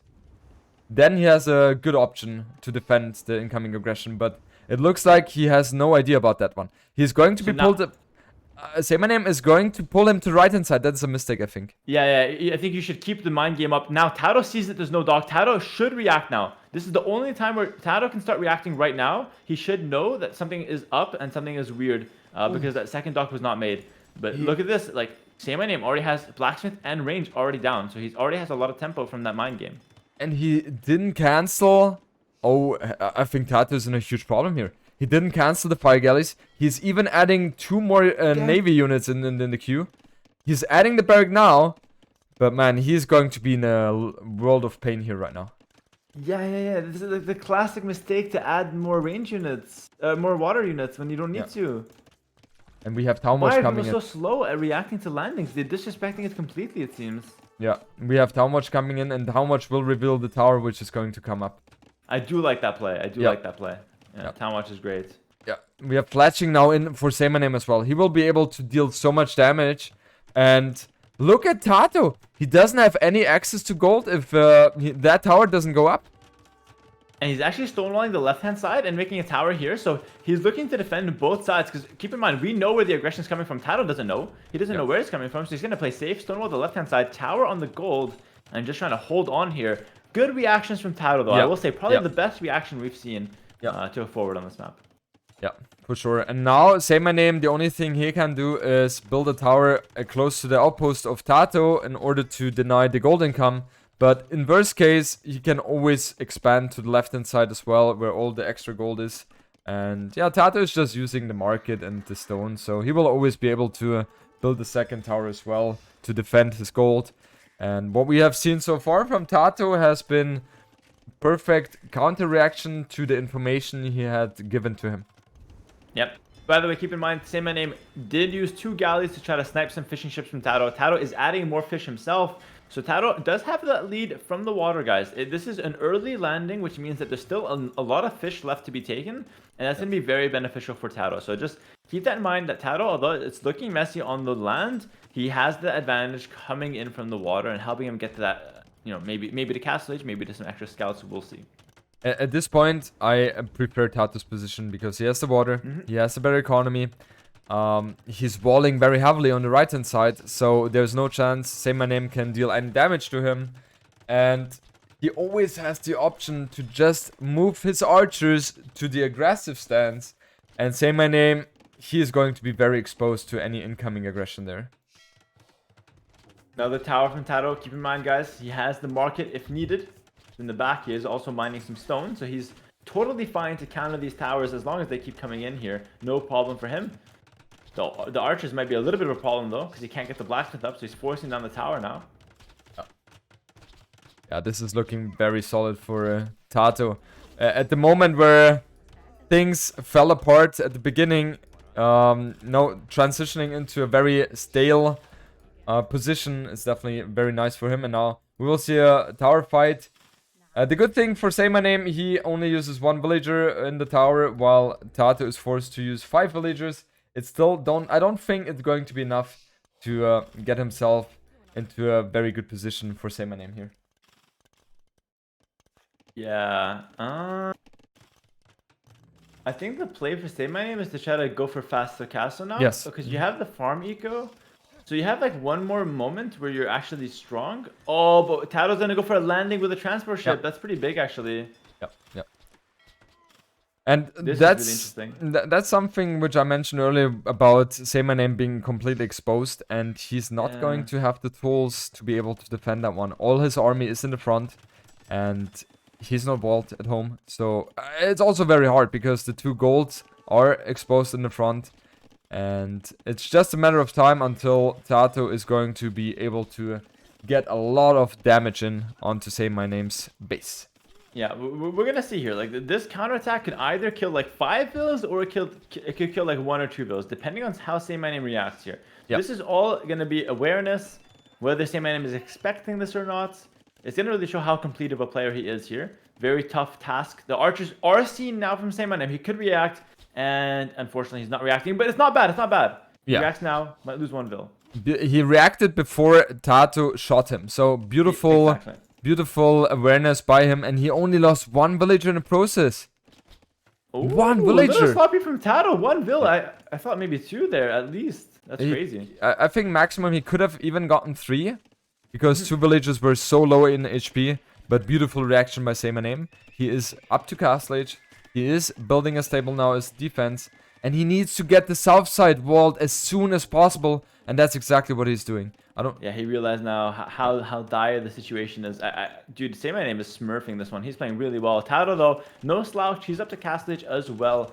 Making archers from 2 ranges now, so he's going to really double down on that production. But the gold for TaToH has been really scarce so far. He's got 1 on the front, 1 on the back, but the 1 on the back is kind of being covered by one of the towers here from Saymyname. Saymyname is redocking. This is such a massive idea on water maps. When you go for a landing, your opponent will heavy commit to fishing ships, and then you can sneak a redock and catch him off guard here. Yeah, and he's heavily committing to that one. 2 docks are going to be placed, and the problem for TaToH, he is patrolling almost all the shorelines, or yeah, I think it's the shoreline or coasts. And yeah, he's just barely missing the top side, exactly where Saymyname is docking. So Saymyname having a beautiful display here. And TaToH heard you. he sees it. That's so massive, and that's credit to him as a water player, as an experienced water player. He knows how dangerous this is as a threat, and he's making sure he's scouting it. Now he's going to react with his own ships here in a second. At least he definitely should react with his own ships. We shall see how that plays out. Saymyname in castle age, what is his plan on the land? I'm just wondering if TaToH has you know, caught an eye on that one. I mean, the fire galley is there, but he has not reacted yet. TaToH is, and I guess he's just very busy right now, moving his archers away from the incoming crossbows. We don't have botkin yet for Saymyname, and yeah, he will try everything he can now to get out as many fire galleys as possible. And I like that move. I definitely like it. TaToH, however, he's going to have botkin and crossbow, and it feels like he has more numbers, no? 12 against 9, so he has the advantage here. Like, TaToH's in a good position, but he's kind of pulling an MBL. He's doing way too much. Like, he's got 2 stables at home. He has University, going for, like, you know, ballistics, and he also is going to maybe fight water now. He's doing so many things. Yeah. There's no way you can afford everything. So there's definitely some wasted resources here from TaToH because he wasn't sure how the game was going to be playing out here. So keep that in mind here. Yeah. Also, a position which is very interesting and something we have to mention. Saymyname, he's up to 1. TaToH, he knows that. He is on the edge of elimination. Now, he sees all his fishing boats are going to be harassed by those fire galleys. He's losing all the momentum he has had in this game. And, you know, that's something which can play with your mindset right there. Yeah. I think, you know, especially, so now that we've seen the water fights come down as well, especially on maps like this where you're not really sure who's winning at all points. Like, it's so hard to really understand as a player. I mean, not as a caster, we can look at the numbers here. But as a player, you're not really sure who's winning, how much. And so it really does feel like it's all about the momentum here and what kind of plays you can do. Yeah. But I think Saymyname winning water should be his only priority right now, in my opinion. Slow down the game on land and win water. I think he needs to add a siege workshop as soon as possible as well, because those crossbows are going to be very scary. And the Saracen crossbows, they don't care too much about buildings as well. So, yeah. So siege workshop must be the play here. He needs to wall himself, and the Balistic Gate is not gonna save him, Hera. That's Saracens, man. Look how fast it's gonna go down. The TaToH, oh, it's open now. It's open, okay. Yeah, ballistics is in, by the way, so. Yeah. And now we have Saymyname with 41 villages against the 52 of Saracens. And yeah, Saymyname, he's really struggling right now.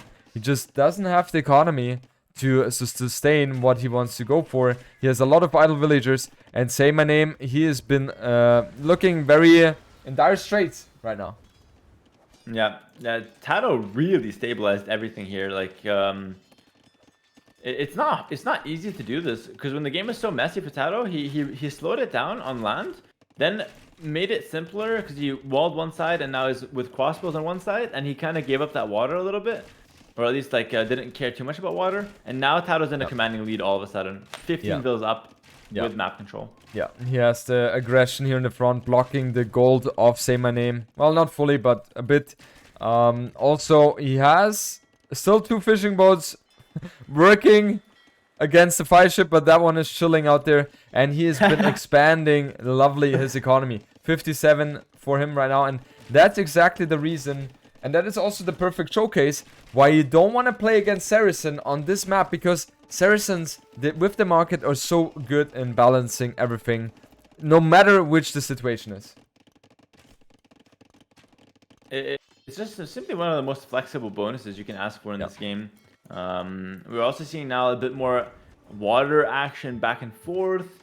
I'm not really seeing a good direction for Saymyname to take now. Before, I was full of ideas, you know, he can do this, this, and that. And now, all of a sudden, I don't really have a lot of ideas for him. It just feels like TaToH made it a position where it's a perfect Saracen game here. Yeah, for sure. Everything is going for TaToH right now. I mean, Saymyname, he's trying to expand on the northern side. He's still trying to fight for the water. But honestly, at this moment, it feels like water is completely useless. It's not like your opponent has committed too much to the fishing boats as well. Like, for example, last time we saw Miguel against Dark committed 13 or 14 fishing boats. Yes, I understand that that's something you want to tackle. But in this case, it feels like a waste of resources. We have more crossbows coming in for TaToH onto the south side. And yeah, he's just further and further expanding his lead. Yeah, when you're in this situation as TaToH, because the game is not 100% over yet, you can still throw. The best thing to do is to keep pressure, but never take extra risk with your army. Because your opponent has like useless units. Like Scorpions do nothing in like 10 minutes, they're completely useless. It's purely defense, so you never trade. You just put pressure, go back. Put pressure, go back. Keep moving around, and he's doing that beautifully. Yeah.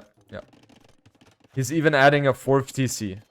And if we're thinking about Magyars and Saracens and late imp, Magyars, one of my most favorite civilizations to play in the Privilege, because they have the recurve bow, their CA have 8 range, and for me personally, I'm not sure if you agree with that one, Hera, but I think Magyars have the best CA in the game due to the extra 1 damage and extra range here. Agree. And yeah, agree. They also have Magyar Hussars, which is an improved version of the Hussar, and they are also costing no gold as long as you get the unique tech, which you can develop in or research in cast stage.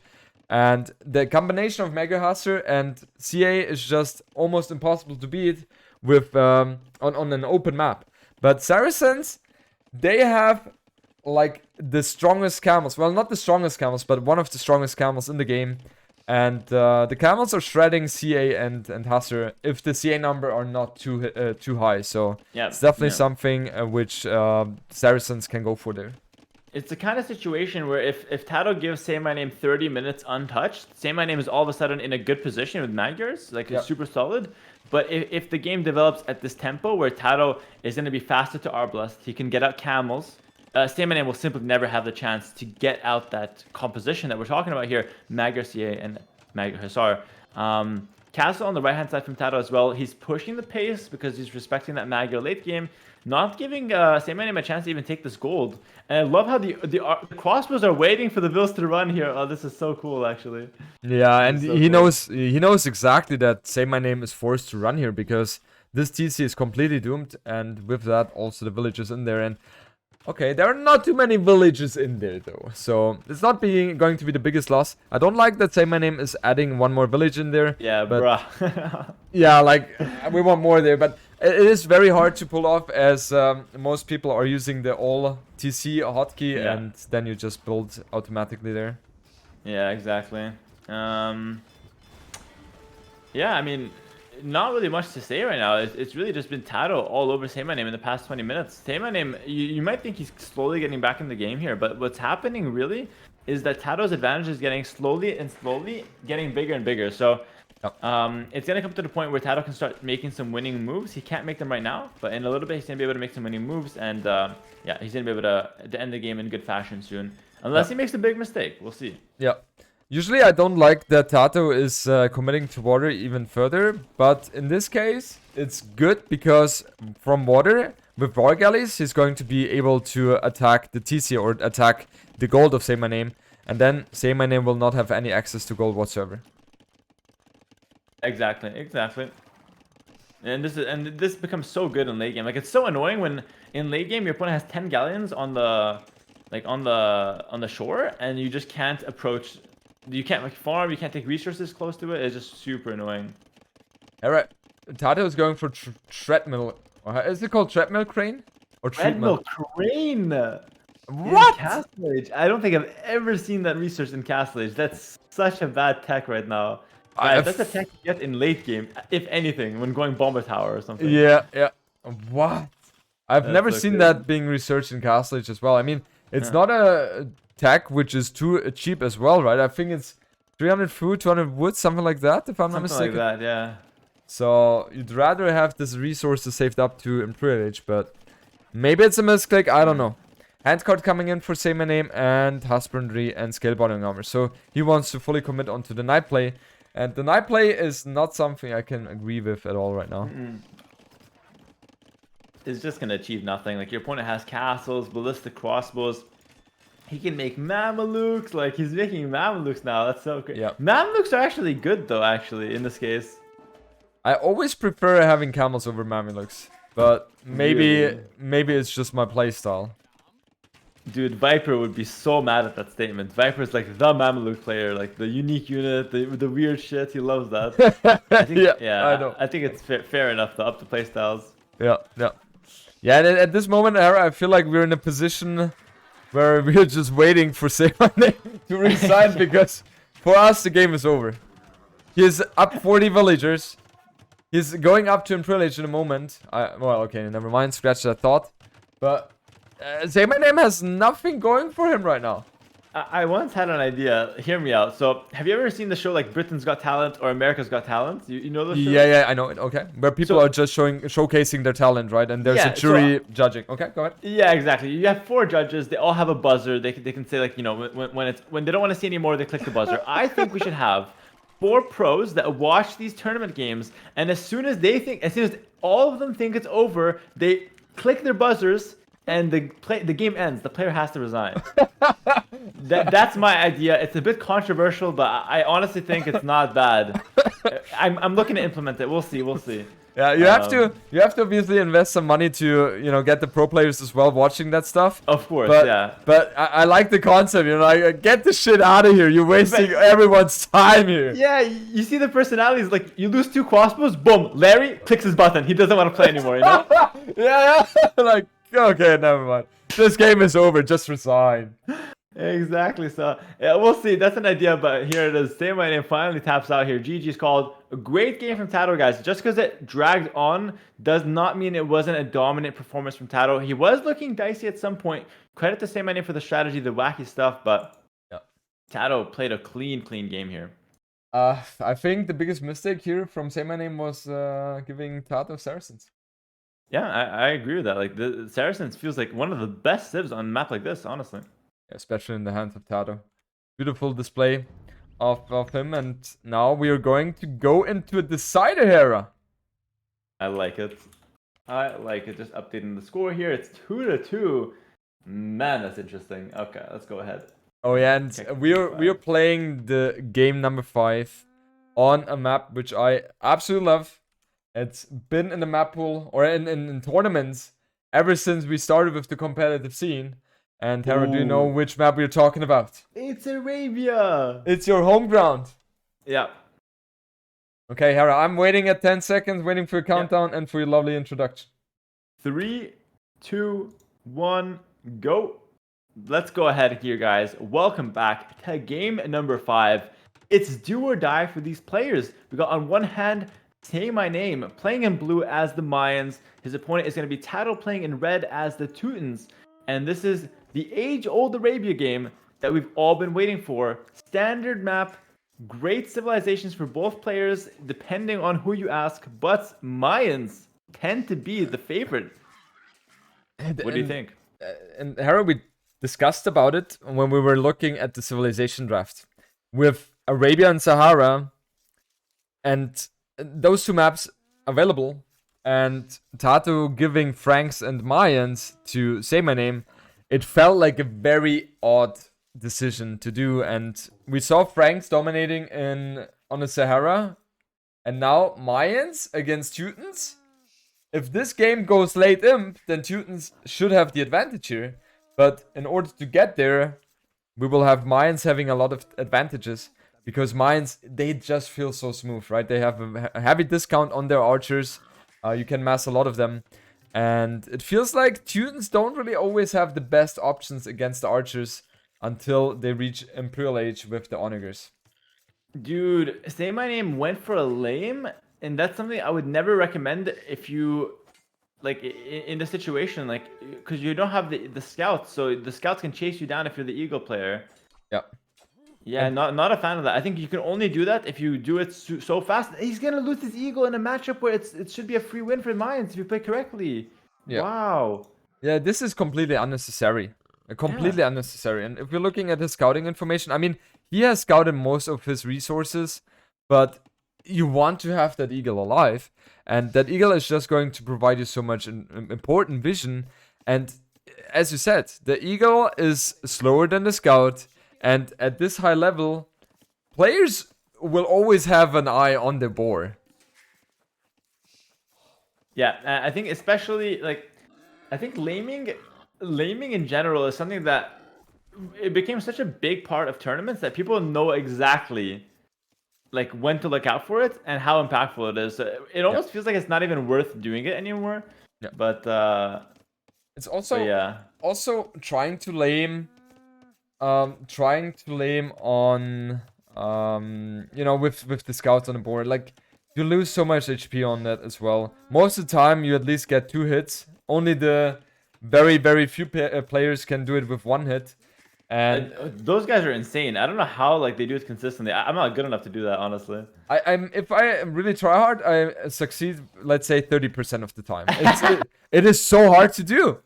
Dude, I swear, MBL does it every single time. Like, it's not even hard for him. And, like, for me, it's 2 hits. That's the standard, you know? I would not even be surprised if MBL one day will invent a way to lame the board without getting hit. I would not be surprised, but we will see. That's literally his next step. That's his next step for sure. He's 1 step ahead of us in that regard. Barracks down for Say My Name. It's going to be a drush, I think. Is and it the... TaToH? But this... Now it's 3 because he's taking 10 gold. True. So it's going to... But, you know, the 3 militia, I was told you have to respect. 2 you can ignore. Yeah. It's the thing is, guys...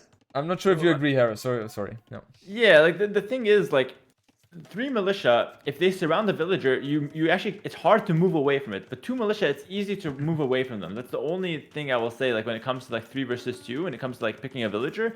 But also in this situation, if TaToH goes for 2, and Say My Name goes for 3, then the guy who made 3 will for sure win the fight and be able to chase the other guy around. So I don't know. It feels like one of those things where the 2 militia just don't amount to a lot. I could talk to you about the 2 militia rush all day. Yeah, it must be entertaining listening to you talk about them. It's just, I love it. Like, there's such a hatred. Like, why is this even in the game here? You guys know nothing. You know what it is? Like, it's like we keep thinning out how much army we're making. Like, in 2 years, it's going to be like, oh, you create the militia, and at 50%, you cancel it. That's the drush. Like, no, man, make some military.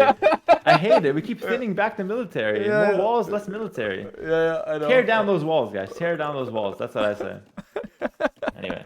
That's a good one. I like it.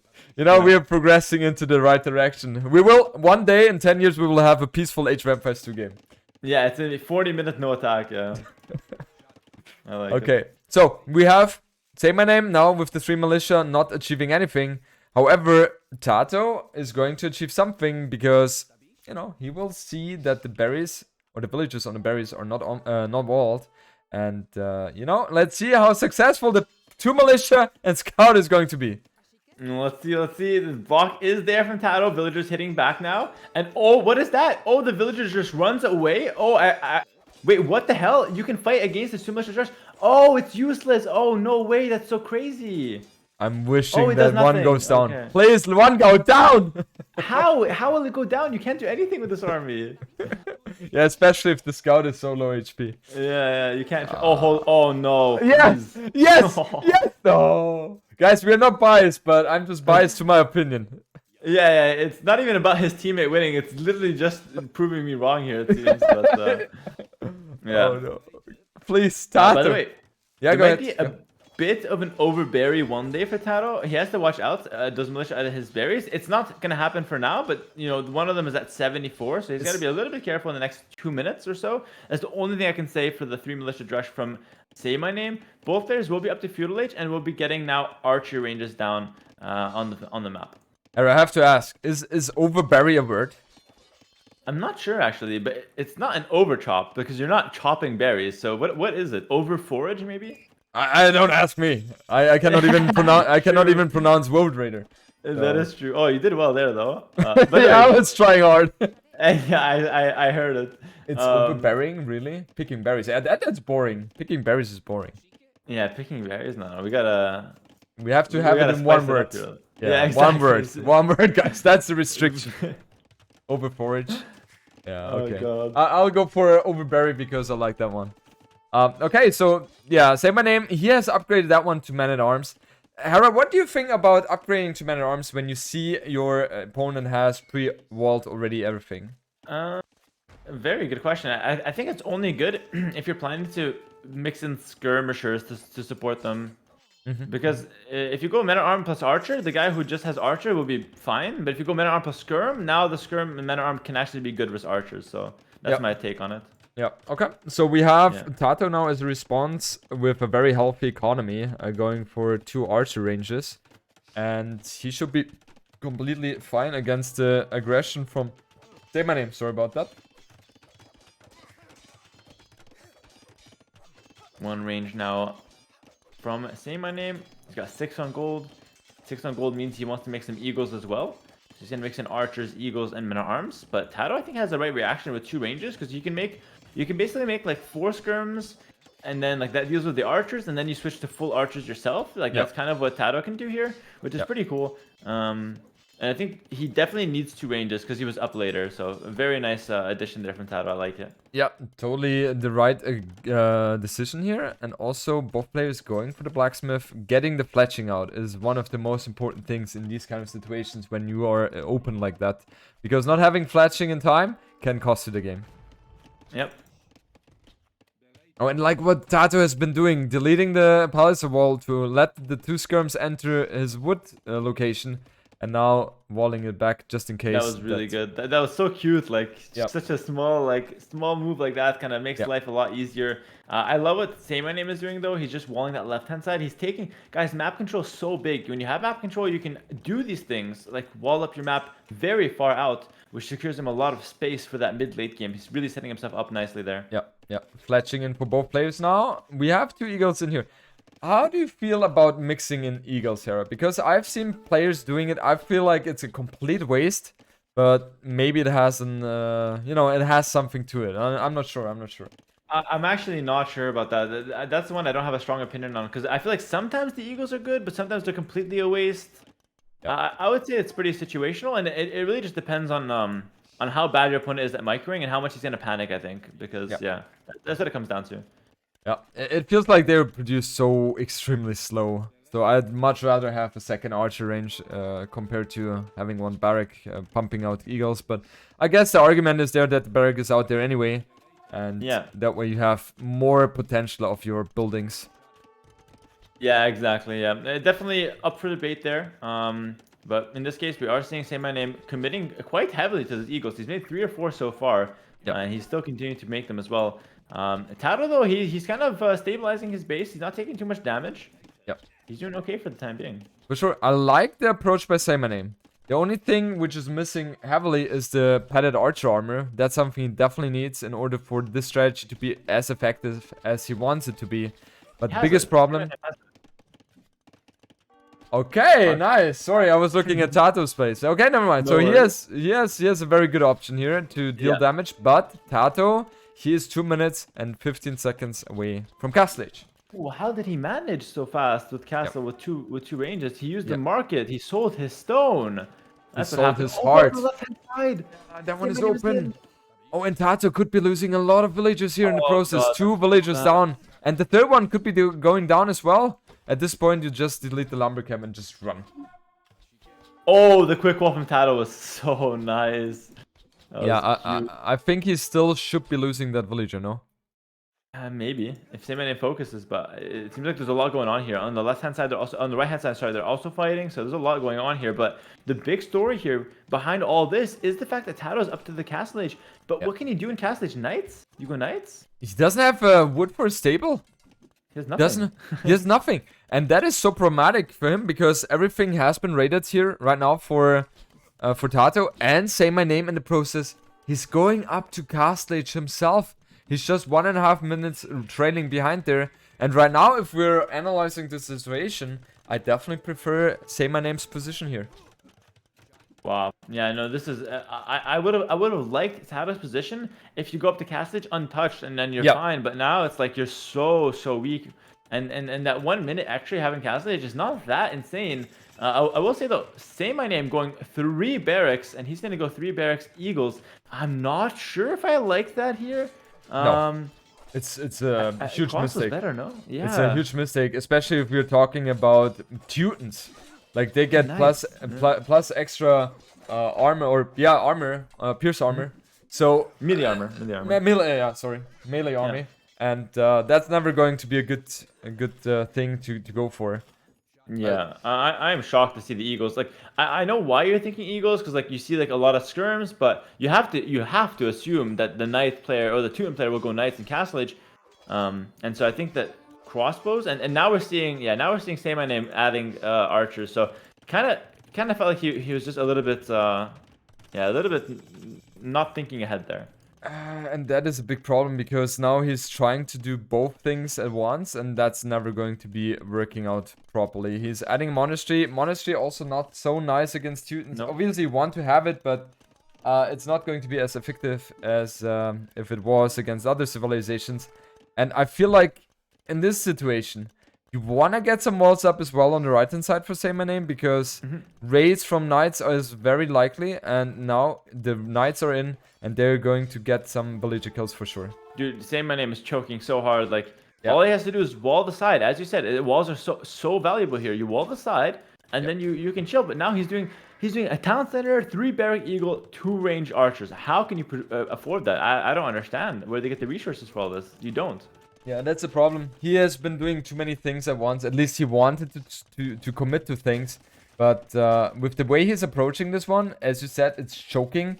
It's just not going to work. And TaToH, yes, I mean, he has taken damage from the raid for sure. He only has 8 on wood, which is an indicator that he currently wants to play 1 TC full Night All-In. And that's something he should be very successful in doing so. Because I don't see any way how Saymyname can defend the main gold here in a minute. Dude, I actually think TaToH's in a better position right now. It's too early to say if he's going to win or not. We don't know. But right now, I think he's in a better position just because it's easier to play his position than it is to hold on if in this position as Saymyname. It would be a different story if Saymyname was walled. And Saymyname, he keeps trying to attack. Why are you attacking? Why are you so eager to attack? Just defend your main gold, no? Yeah, for sure, 100%. It is Crazy. it's one of the situations where the player is trying to do too much and being impatient. And we have been talking about experience Hera in our last casts. This is also one of those moments. In this situation, you wanna defend. You must have the feeling that your opponent has taken so much damage from your feudal age aggression that he most likely is going to play 1 TC, and you just sit back, build up your economy, and try to take it from there. Yeah, people need to chill. Just chill, bro. That's like the big takeaway here. Whenever you do damage, you don't need to continue forcing it. And now this whole counterattack idea it's like, yeah, you're just gonna run into knights. So it's like, sure, you're fine, but this would be much better to just wait for your crossbow. TaToH, beautiful play by the way, Yeah. pulling back the low HP. Nice. Yeah, yeah, very nice done. And he's okay. He lost one knight in the process, but overall that was very successful for him, I would say. And man, that is so annoying to play against. He's lost. I like it. Oh, I find it so satisfying for the knight Yeah. player to go back and heal. I love it, man.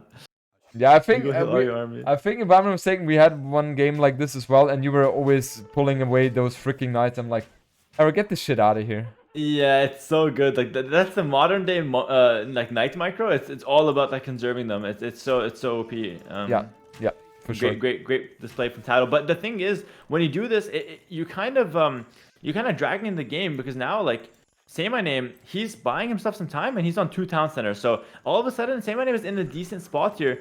But we'll see how it plays out here. TaToH does have +2 now, much stronger against those crossbows. Yeah, exactly. Saymyname also adding the 3rd TC, and there are a lot of low HP knights here. So the crossbows are going to be sitting in the Oasia, and that one is going to be so annoying to deal against as TaToH.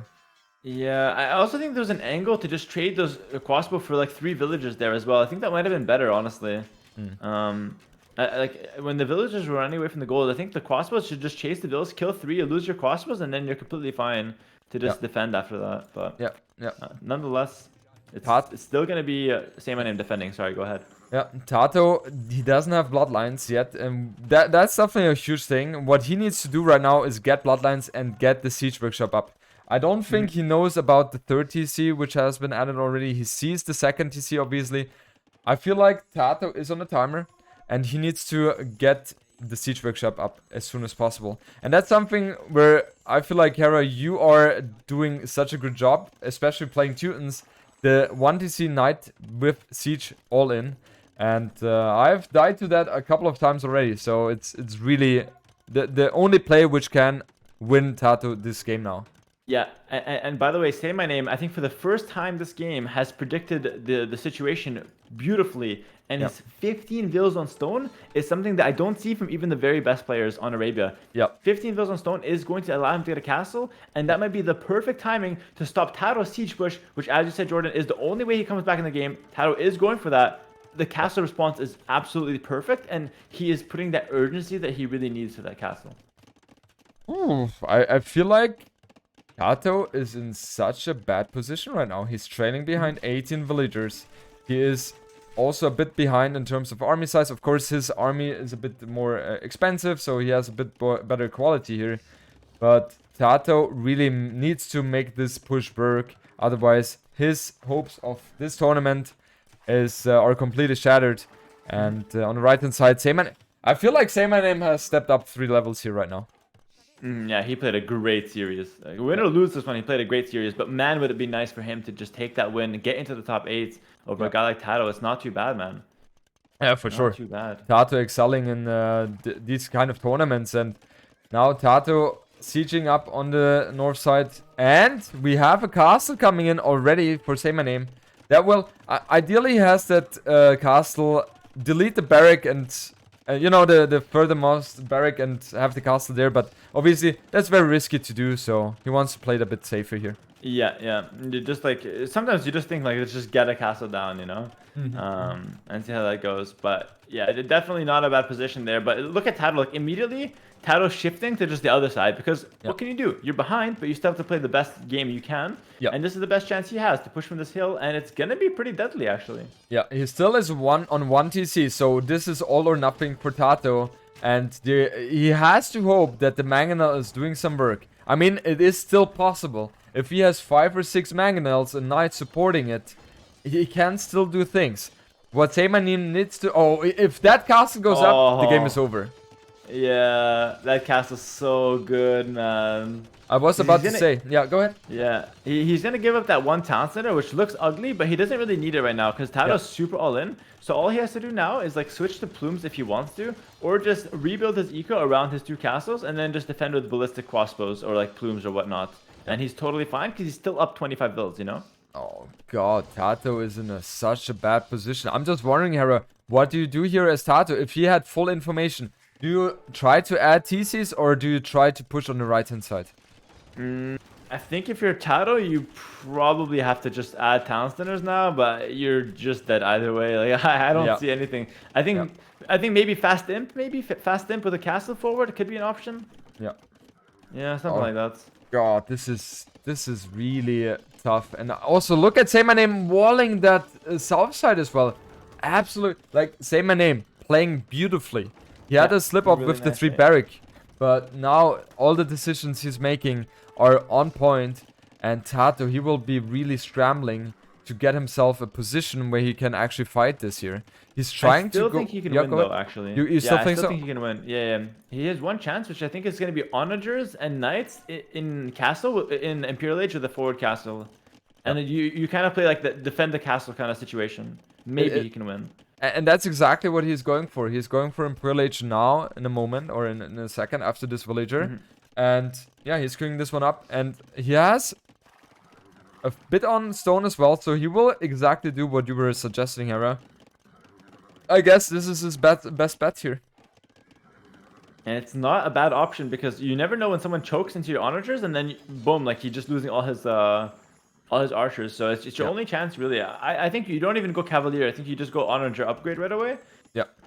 He's also getting some nice hits now on the woodline. This is turning out to be a very interesting game, despite how far ahead you might think Saymyname is. TaToH is just one moment away from winning the game himself, so keep that in mind here. He does have 3 relics back home, so gold is not going to be an option for him long term. He's also adding a second town center now, which I don't know if it's the right approach, but he is going for it. Yeah.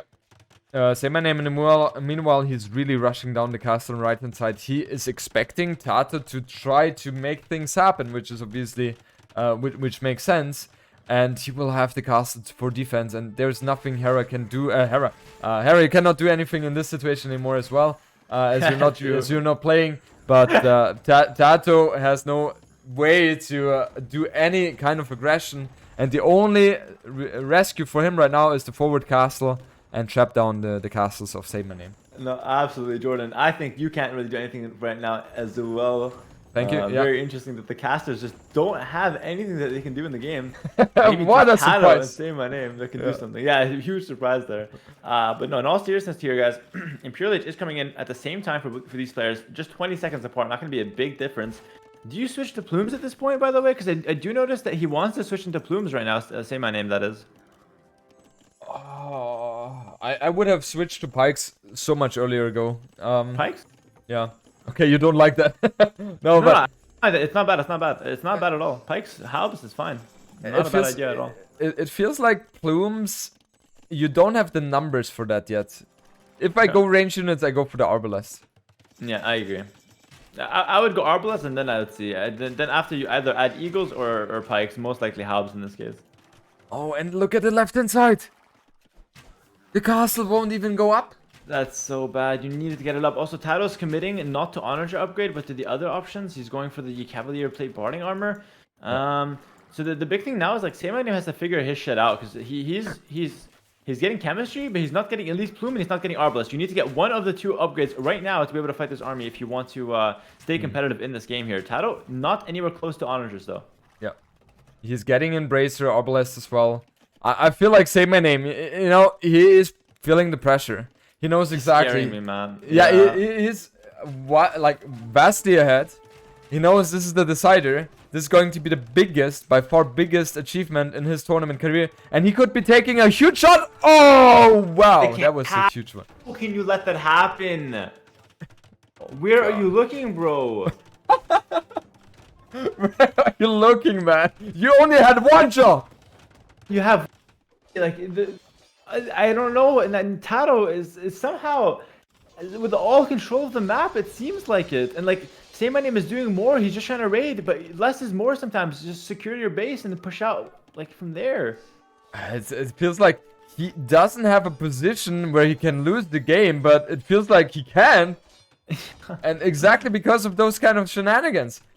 You're down in military. You need to ensure that your military is alive because you don't have to take care about economy. Don't raid. Just fully focus on military right now, and He's doing Arbalest and Plume. He's doing like two units that accomplish the same thing. He's splitting his resources on those upgrades. It makes no sense. You either go for Plumes and Trebs and you defend, or you switch to Halbs and you play a Halb Arbalest. Both are winning strategies, but doing both it makes no sense. Yeah, and He has now so much resources. and now Hera, he is going for the trebuchet onto the castle. So Saymyname will have to find a way to defend that, but he's going for elite plumed archers. Once you have elite, the TaToH cannot fight against that army. Yeah, elite plumes are pretty insane. I'm not gonna lie. Yeah. They're pretty insane. But the thing is, like TaToH could try onagers. I think that's his only chance. Like he needs a miracle. Might as well go for onager. But TaToH's trying to reboom into this game. I don't know if that's the correct option. I don't think so. At this point, it's already too late. And if you're trying to play the catch-up game, it's always going to be disastrous. I understand why he's doing that, but it's just a very desperate moment for him. And Saymyname also, he's now looking at his army, Hera, and he will be able to snipe those on mangonels. One castle goes down though, but I feel like the elite plumed archers is nothing which TaToH can stop anymore. Yeah, so I think TaToH's only chance here to continue playing this game is to somehow get really good engagements with this Cavalier onto those plumes. But as you can see, Saymyname is getting a lot of confidence now with his plumed archers, and he's pushing in onto TaToH, and TaToH is just running because those elite plumes, they're very tanky, they're very fast, and they do just enough damage to where you need to respect them. Yeah, exactly. He's also rushing down a tower. Granted, with Teutons, you're garrisoning 10 villages instead of 5. But tower is not something you want to invest in right now. Ideally, TaToH gets paladins, but obviously, we all know that's not something which is going to happen within the next 7 minutes. And how cool would it be that after 7 minutes, TaToH clicks paladin? Like, just how cool would that be? It's not going to be pretty sick. It's not going to happen. It's not going to happen. But minutes. Yeah. Okay, guys, 52. Let's keep that in mind. See. Like TaToH is like winning like on the map. Like he's killing castles and shit. He's literally doing more than Saymyname is doing. Saymyname, it's so simple. You literally just tech into Halberdier, your opponent has nothing to counter it, and then you use your plumes as either DPS or raiding. Yep. And that's, you know, he is committing a lot into the plumed archer play. And if you do so, and also losing castles in the meanwhile, then that's something which is not going to be too healthy. And Hera, look at the score. TaToH is getting closer and closer, and he's killing everything in the south side. This is insane. I don't think I've ever seen a situation be so free and be made looking impossible. Like, Saymyname is he's making this game look so hard. It's so easy. And now he's trying to raid with plumes. It's the wrong approach. What you want to do is secure your base first and then raid after. Yeah. Yeah. Especially if you're playing the range units. And now, finally, for him, he's going for the halberdier switch, but he's just building the barrack. His economy, look at his food economy, Hera. Makes no sense. He has so much wood, so much resources. He's choking. It's what it is. He's choking. Hera cannot watch this anymore. No, it's just because I feel for these guys, like the underdogs that are so close to winning, and then they're making mistakes that they don't normally make, you know? Yeah. I'm judging him by his standards, so. Yeah. Now, he still has a good position on the middle of TaToH's base, denying the gold income, which is definitely a beautiful thing for him. It just feels like he has 165 population against the 120. There should be no way that TaToH wins this game. But Saymyname, he was doing wrong moves the last few minutes, and that brought TaToH with his good play back into the game. And now he's going to lose all the plumed archers. Quick wall, TaToH, quick wall. He's trying to. There, but Saymyname is also running around with villagers, trying to take stone around the map. That's kind of weird. And those plumes, it's not the biggest deal if you lose them. But it's a little bit bad because you only have one castle now from Saymyname. So he needs to switch to Halbs very soon because you want to trade Halb versus the Cavalier, and you want to never lose the plumes. That's ideally how the matchup will go. Yeah.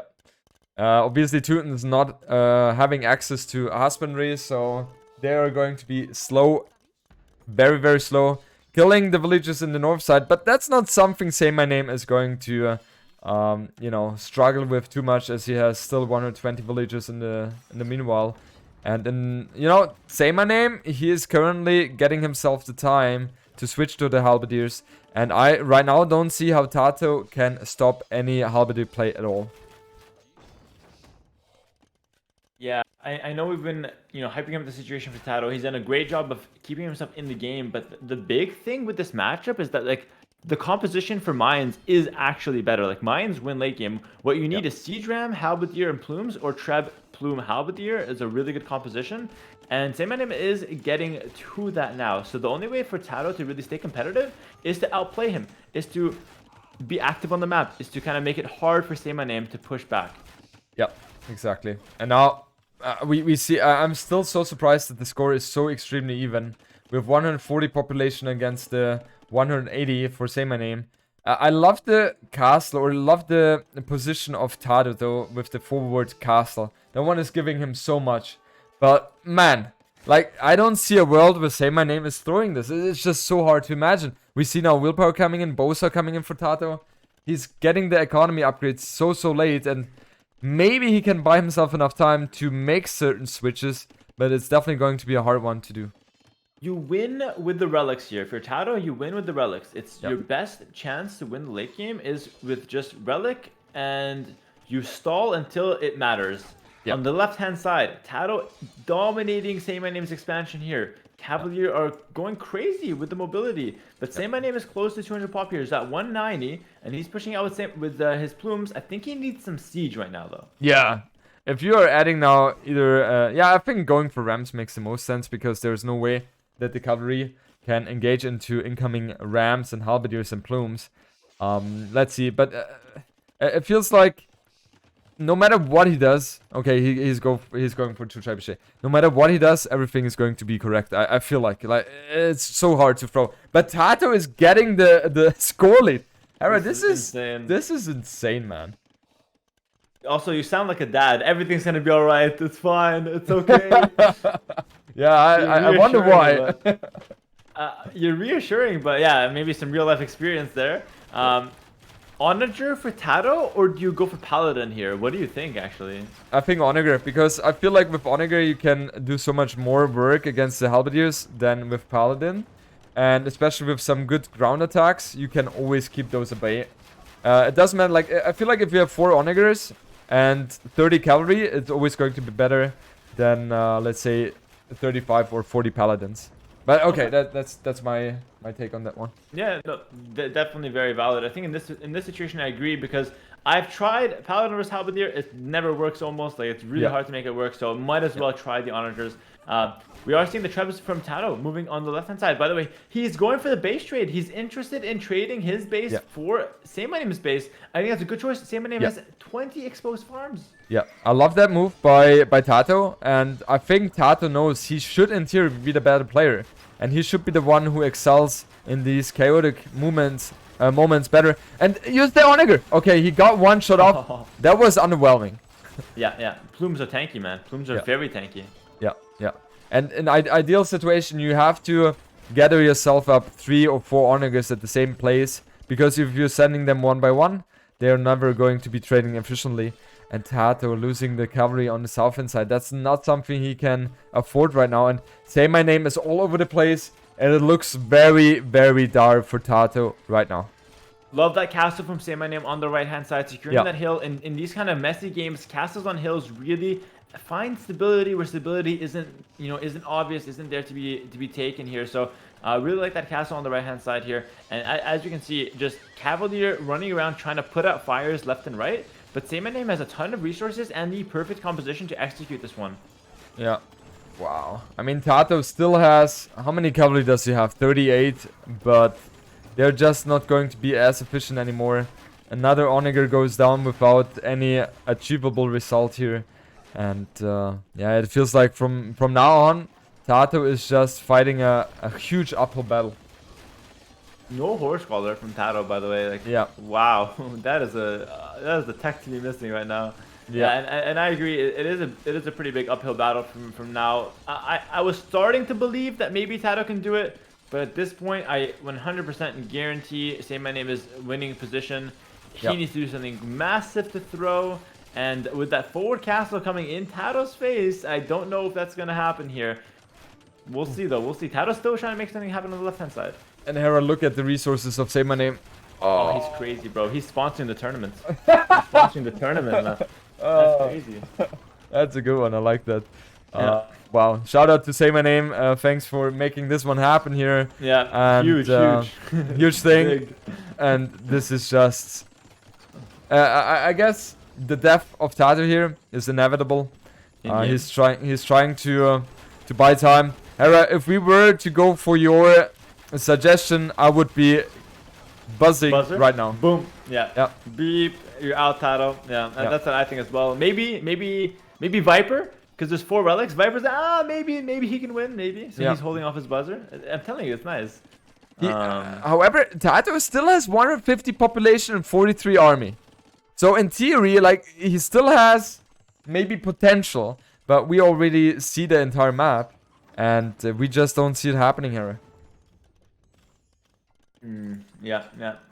The Halberdier seems to be the secret, by the way. It looked so dicey before Halberdier, but as soon as Halberdier comes in the game, like, it just feels so impossible to win as the cavalry player in these kind of matchups. And yeah, the castle on the right hand side is huge. It's so massive. It's a house. Yeah, and it saves so many potential villager kills. And yeah, TaToH is trying everything desperately. But on the left hand side, he's most likely losing those 3 trebuchets as well against that army. And it's not gonna happen. It's just not gonna happen here. I want to see Siege Drum from Saymyname. I think Siege Drum is such a sick unit in like late games like this. Yeah. Just because it makes it so hard to deal with. It makes your Halberdier actually like insane at taking out buildings as well. A big raid from TaToH on the right hand side, but it's being met with Halberdiers. TaToH will win this fight, make no mistake, but it's not the fight you want to take with your gold units. Yeah, especially in a moment where you only have 145 population, 100 villagers in total. And TaToH now is switching to skirms, but you don't really want to switch it to skirms. Ideally as students against booms. Yeah. No, it's really good. And the relics are gone now. TaToH, that was his only advantage, and they're completely gone. Not only are they gone, but Saymyname can go take those relics if he wants to. I would love to see that, actually. In a tournament, I'd do that every time, I think. I even do it in ladder, man. It's so satisfying. It's so good, yeah. You have to think about it. Your opponent does all the work for you, and then you just kill it and grab it. Like, thank you. And you put it in his face. You put the monastery right next to the relic, and you take it in his face. Like, that's like insane, like psychological damage there. That's next level, man. I always do it in the back, like, hey, thank you. I want to have it safe. I don't do the same mistake as you do. But yeah, okay, I see. Like, it's one of those get out of my game moves. Yeah, get out of my game monasteries. By the way, TaToH just lost 2 bomber cannons for free. He cannot afford that. That's so crazy. God. I mean, he somehow, I don't know how, but he somehow manages to keep up the population. But if we look at the resources, I cannot even look at the resources anymore. Saymyname is not only sponsoring this tournament, but also the next edition, guys. Thanks. Yeah, a huge, big, once again, Saymyname, just absolutely so generous, man. And by the way, normally I would criticize, you know, why he has so many resources, but here, at this point, guys, he's 200 pop. He's 85 military. This is fine to stockpile resources. It's actually good because you secure that late game. He has taken the relics. Oh, Hera, look at that. You can't ask for more. Yeah. The monastery could be a bit more in the front if it was according to your taste. But I think it's still okay. Behind the castle, you want to have some sort of safety. Yeah, no, for sure. I can respect it. And also, if we're thinking about long term, mines with relics against Teutons without relics, without gold income. Teutons are not known to have the best trash units, except their lovely scout line. Yeah, Teuton, they're like missing a lot of upgrades on the trash. They only have good halberdier pretty much, and of course the scouts, which are the best scouts in the game, I believe, but still only scouts. I mean, you're the famous Hustle player, right? So. Of course, I know everything. You should know. I like I'm at like a party and I'm just talking about Hussar in the corner. That's the kind of style I have right now. Yeah, I'm like, yo, by the way, Magger Hussar is sick, and the guy's like, bro, what the hell? Like, I'm chilling, you know. I'm just imagining you having a conversation with a girl like, what do you think about Hussars here? That's my secret weapon, man. And you know, I opened up with my ELO as well. It's always a really good opener. Yeah. But yeah, no, not a lot of experience there, of course. Siege Ram is out. That's Yeah. what I was waiting for. And we also have Eagle Warriors upgrades. Yeah, and that's just the flex. Like at this point, that's really just the flex. Yeah. Oh god, TaToH is at 185 population. How? He has been losing his space all over the place, but he was managing to get himself the army. But yeah, against incoming eagles, they are not elite eagles. They don't. They have Eldorado, but they are not elite eagles. So they are going to shred everything TaToH has right now. Like TaToH somehow 180 pop, but his units are garbage. Like his units are trash. They're like skirms with no bracer. His composition is just so whack, and he has no resources. It's looking really bad. Yeah, I love that someone in my chat tells me, "Hey Jordan, Teuton is the only civilization which don't get light cap." So yeah. Yeah. Apparently, no one has to tell me. I know about it. Okay, so apparently they don't have the best light cap. My bad. Yeah. Yeah. Okay. That's so, okay though. Yeah, I mean we're only humans, right? We do mistakes as well. For sure. Yeah, huge. Thanks for correcting Jordan there, by the way. He's not good with the tech tree, guys. Yeah, thanks guys. I'm always like Hera, pausing the game mid castle age, like what is my civilization even having? Yeah, that's true. That's true. I mean, maybe if you got to more finals, you'd have more opportunities to do that. But it happens. Didn't you say that you wouldn't shoot twice with the same joke? Too easy, sir. That one was like in my face. Hera, my standards are bringing you down.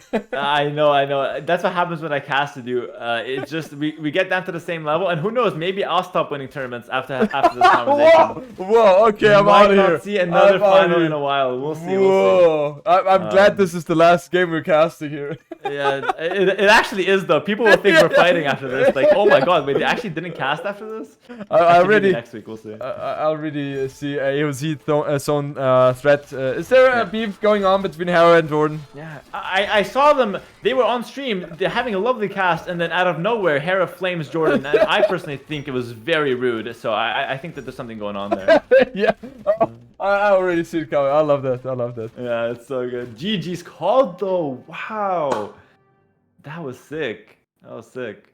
That's insane. Like two things to mention. Saymyname playing so much better than he has the last two sets against the other players. Really showcasing why he has been considered so strong throughout the last decades. And yeah, just completely overwhelming. Yeah, I did not expect that. I expected the 3-0 from TaToH. He played against him in the opening match, winning him 3-0, and now losing 3-2. Like Hera, I'm out of words here. Dude, the redemption arc there, to lose in group stage, come back, face the same opponent, bring your A game, win 3-2. You know, in a great series here against the favorite for this particular match, TaToH. And Saymyname secures himself, guys, a spot in the top 8. So he's looking to play for gold here in this tournament, in the Resurgence here. Really happy for him. I think I love to see players, you know, pull upsets. It obviously sucks for TaToH. I've been in that situation before. It sucks, but at the same time, TaToH has a lot of experience. He's gonna have more opportunities, and it's it's the time for Saymyname. He should be happy for himself, and I'm really happy for him as well. For sure. I mean, this is by far the biggest achievement for Saymyname, I guess, in a long time. Maybe even the biggest in his career, in Age of Empires 2 career. And also, you know, he's already guaranteeing himself so much more prize pool than if he was going out here now. And yeah, he must be super happy, super relieved, and he has the chance to win even more.